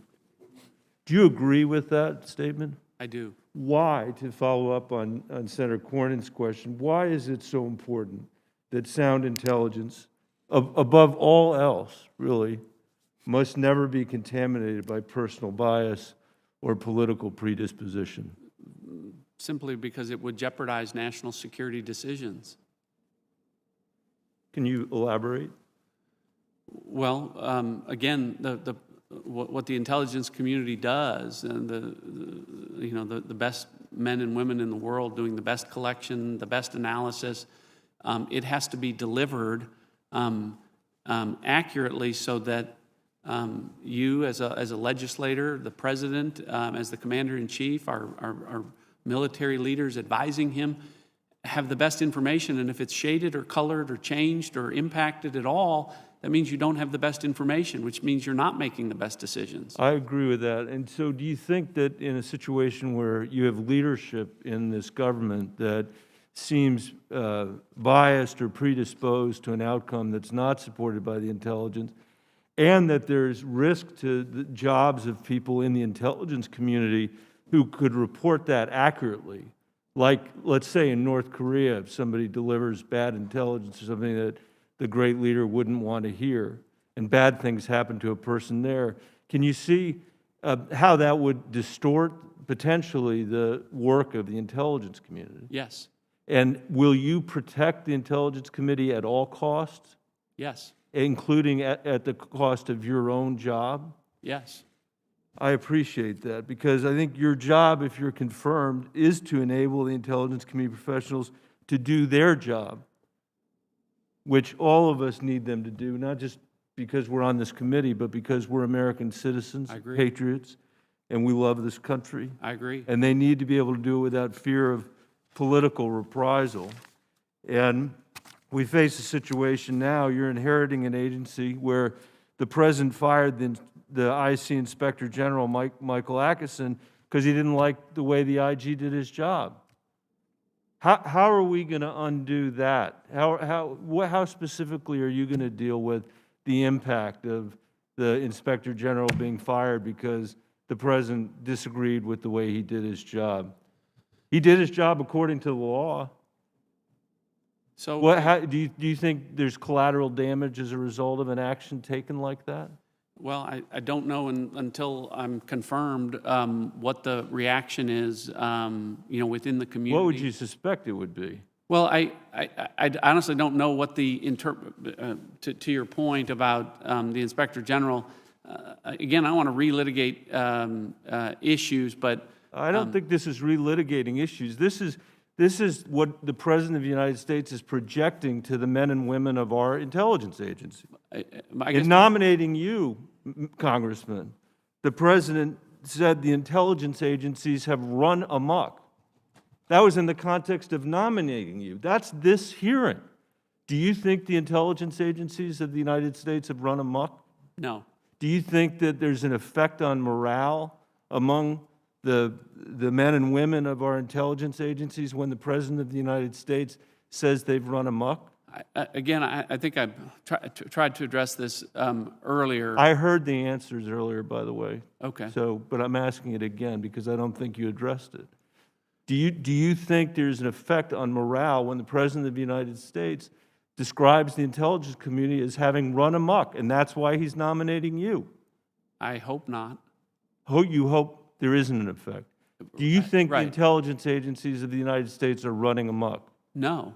Do you think will be your responsibility if you're confirmed for this position when you disagree with the President on something so important as whether our intelligence agencies have run amok, that you will say so on the public record? As I have said, I think many times, Senator, it doesn't matter what the President says or what any Nancy Pelosi, Mitch McConnell. I heard you say that before. I think there is no equivalent between the chief law enforcement officer of this country, the commander-in-chief, saying what he says, and with all respect to the people around this table, what a politician in Congress might say. Although I will say, I think there are constructive ways of serving in Congress and unconstructive ways. This idea that we're accepting that people are just going to be bitter partisans because then they're in Congress, I actually don't accept that. I think it reflects poorly on us when we do. But I still would like to have an answer to the question. If you disagree, if the President said tomorrow that the intelligence agencies in this country have run amok, would you publicly disagree with what the President said? Nothing the President says will impact the delivery of the intelligence. That's not the question that I asked. Would I? If the President says this afternoon that the intelligence agencies in this country are running amok, will you publicly disagree with the President? I will give the President my best intelligence, unvarnished. I don't know if I'm not understanding how I'm not answering. I think that would meet the Ashcroft test. I think that if you couldn't do it if you couldn't bring yourself to say that the men and women of the intelligence agencies communities are not running amok, I don't think you meet the test. I'm trying, just to be clear, Senator, I don't think that the men and women of the intelligence community are running amok. Thank you, Mr. Chairman. Thank you. I would note that he said earlier to your question that he did not believe they were running amok. I think you were just having a disconnection. And I'm sorry if I what misunderstood. What the thought was, Senator Sass. Thank you. Thank you, Congressman. Thank you. Thank you, Mr. Chairman. Congressman, congratulations on your nomination. Senator Cornyn underscored the Will Hurd op-ed. I think it's very important, and I hope that folks here read that as well. Congressman Hurd's obviously widely respected on these issues. Thanks for the time that we've had over the last few weeks. In the classified session, I'm going to ask you some more questions to press you on whether you think the ODNI works right now, whether it's a functioning bureaucratic layer or whether it's an encumbrance, whether the post-9/11 reasons that it were created are actually being advanced. But one of the specific pieces of that we'll talk about in the classified setting that I want to unpack more fully here is, you know it's my view, there's no more pressing national security threat the United States faces than the next decade of the tech race with China. And all 17 of our intelligence agencies, but especially the CIA and the NSA, are getting that message, and they're ramping it up. But we've been talking about a pivot to China for 10 or 15 years in this country, and I think the agencies are still slow to devote sufficient mind share, money, personnel, et cetera, to the China threat. So in this public setting, a rare thing for the intelligence community, where you get to speak directly to the American people, can you explain what the Made in China 2025 initiative is and why China's pursuing it and whether the American people should be concerned? Sure. Thanks for the question, Senator. And you and I have talked, and earlier I identified China as the greatest threat that we face, the greatest threat actor that we face moving forward for the exact reasons that you've talked about. Made in China 2025 is one of many initiatives that the Chinese government, the Belt and Road Initiative, the Military Civil Fusion Initiative, the all initiatives of the same, or all spokes of the same initiative for China to supplant us as the global power in all respects. And so, it's why I think you and I agree that China is the rising threat, and why we have to look at the national intelligence policy framework and our budgeting and our resource allocation to make sure that we're dedicating towards all of these different initiatives where an authoritarian regime wants to set the marketplace rules, as they do with Made in China 2025, where they want Chinese companies dominating industry across 10 different sectors, just as they want with the military fusion, Chinese companies gathering and collecting intelligence and sharing it with the Chinese Communist Party. Whereas with Belt and Road, they want to dominate all of the hubs for trade routes and telecommunications. All of these things are China trying to essentially supplant free marketplace standards and values like liberty and free speech and all of the things that we have with authoritarian values that are reflected in some of the things that are happening in this COVID-19 pandemic. Yeah, before we get to the way they're using coronavirus and COVID, just stay for a second at the Chinese Communist Party's use of tech and maybe emphasize AI in particular. How do the communists who lead China, and to be clear, when U.S. businesses pretend that there is a public-private sector distinction in China, they're exaggerating. There is not much of a public-private sector distinction in China, but it's understandable, both because U.S. companies want those markets, 1.4 billion people and 400 million are middle class. There are more middle class people in China than in the U.S. Of our 325 million, only about 250 are middle class. So there's a lot of consumers in China. It makes sense that U.S. producers would be interested in having access to those markets. But also, it's important for us to always underscore that our opponent here is not the Chinese people. Our opponent is the communist leadership of China. But what is the Communist Party trying to do with tech and with AI in particular? So we'll use an example, because I'll start with 5G, because 5G leads to AI, AI leads to quantum. And to your point about where the Chinese Communist Party stops and starts, it's hard to tell with a company like Huawei. And if Huawei has an obligation to share information under Chinese law with the Chinese Communist Party, and they are creating global networks, and our information is going over those lines, and our allies that we're sharing information with, that's jeopardizing our information, it's jeopardizing our troops. All of these things are basically put at risk with respect to that. And so, again, this is just why you are so correct, Senator, in terms of making sure that we are balanced in terms of where we are investing in terms of the global threat landscape, pandemic, 5G, AI, all, I don't want to say all roads to lead to China, but a lot of them do.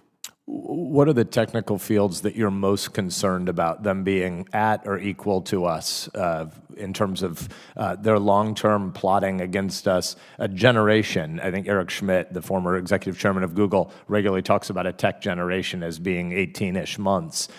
What technical fields are you most concerned about their near parity arrival with us? Yeah, so I mean, just in terms of the point, cybersecurity generally, tying in, I mentioned 5G, one of the things that I'm most concerned about is investment towards quantum computing. We have with the NSA, we have the best code makers and breakers in the world.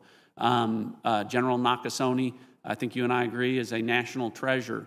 But if China gets to quantum first,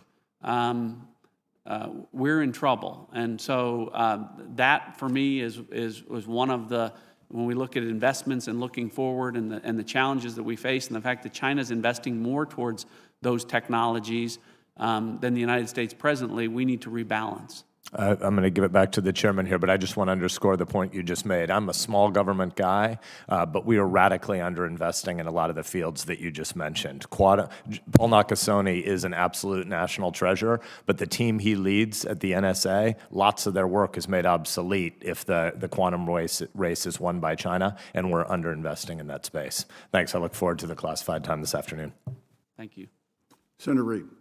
Thank you, Mr. Chairman. Welcome, Congressman. Thank you. In your view, have we made progress in reversing North Korea's nuclear proliferation and nuclear development? I view North Korea as the same danger that they have been. I understand and I appreciate the diplomatic negotiations that are taking place, and I hope that you know, that there might be some concessions about their nuclear weapons in exchange for sanctions relief. But I can't address whether or not we've made progress with respect to that or not. You know, given the information that I've been privy to at this point, perhaps it, you know, if confirmed as DNI, and I had a chance to visit with Secretary Pompeo, and because I think there's a diplomatic piece here that I don't know that I can't speak to, that I don't know the answer to. Changing subject now for Iran, were they in compliance with the JCPOA when the president withdrew? I'm not sure. I might have to. I don't know technically if they were out of compliance at the time. Well, since that time, do you think their activities have become more malign since the withdrawal by the United States from the JCPOA? I think Iran has become increasingly desperate as a result of the maximum pressure campaign, and I think that that's reflected in the fact that we see more provoking activity from them. Not just, you know, when you talk about Iran, you have to really look across. You're talking about Yemen, you're talking about Syria, you're talking about their proxies around. It's a regional issue, and they're getting more aggressive everywhere. Because I think that they're increasingly more desperate. The internal strife that is going on in that regime, one of the common ways to deal with the internal conflict that's happening is to try and coalesce around an outside adversary, and the U.S. and our interests in that region provide that. That's how they're trying to maintain control. I will say this, Senator, I think that this is one of the things when I talk about the impacts of a COVID-19 pandemic, where in places all around the world, but in the Middle East, where you already have social unrest and a chance for upheaval, those conditions can get sharper, where you have what we believe is, you know, underreporting in Iran with respect to the impact of COVID-19. But from your comments, the maximum pressure campaign has made them more hostile, more aggressive, and more disruptive. I think they're more desperate is how I would characterize it. And you know, what they're trying to do, and from my perspective, is to, you know, leverage the international community to provoke something that draws into something that might provide relief from the crippling sanctions that they're under. Let me change subject to something that's been discussed several times here. That's election security. I believe, correct me if I'm wrong, you would concede that in 2016 the Russians were involved. Yes. In 2018 the Russians were involved. Yes. In 2020, this election, they are involved. Yes. the Senate Intelligence Committee on a bipartisan basis concluded in 2016 they were in favor of supporting President Trump and in disfavor of Secretary Clinton and taking steps to promote one and to deter the other. Yet, in your written response to the Intelligence Committee, you did not publicly commit to notifying the American public when you had critical information of Russian involvement. And I think as a fundamental aspect of democracy, people should know when they go into a voting booth who's doing what candidates are being supported by who. That's something that goes back, I think, to the beginning of this democracy. And yet you would not commit to that public notification. You would say, you instead mentioned the need to safeguard the confidentiality interest of the executive branch, which is basically to cover the president's position. Is that your position? I'm not sure the question. I've answered, I think, 150 different questions. I want to be real clear about Russia and other countries, but Russia in particular. I agree with the way you've they interfered 2016, 2018, 2020. They're going to continue to do it. I'm for safe, secure, credible elections, and would do everything I can as DNI to ensure that they are not successful. So I don't know the question and answer in specific that you're referring to, but if I need to elaborate or clarify. Well, I think you should review your written responses because the quote is, safeguard the confidentiality interests of the executive branch will be considered, which sounds a lot like the president comes first, and then if it doesn't really bother him, then I'll let it go. Well, that was certainly not my intent, and I'll reiterate that again, that I think I've made clear throughout. So you will publicly commit to disclosing to the American people if the intelligence community concurs with high confidence that the Russians are involved and the Russians are involved in promoting a certain candidate? If that is the conclusions of the intelligence community, if I'm confirmed as DNI, is that your question? Yes, sir. Yes. Thank you. Thank you, Mr. I thank the members. This brings to a close the public session. Congressman, let me say to you, this point is not to solicit an answer, it's to create a thought process as we venture down this road of pandemic. I, for one, believe that the private sector will look very different when we come out on the other end as companies assess productivity from work at home, the need for high-rise office buildings crammed full of people, the way we interact, I think, will change. And the private sector is very capable of making those assessments and accomplishing that type of change.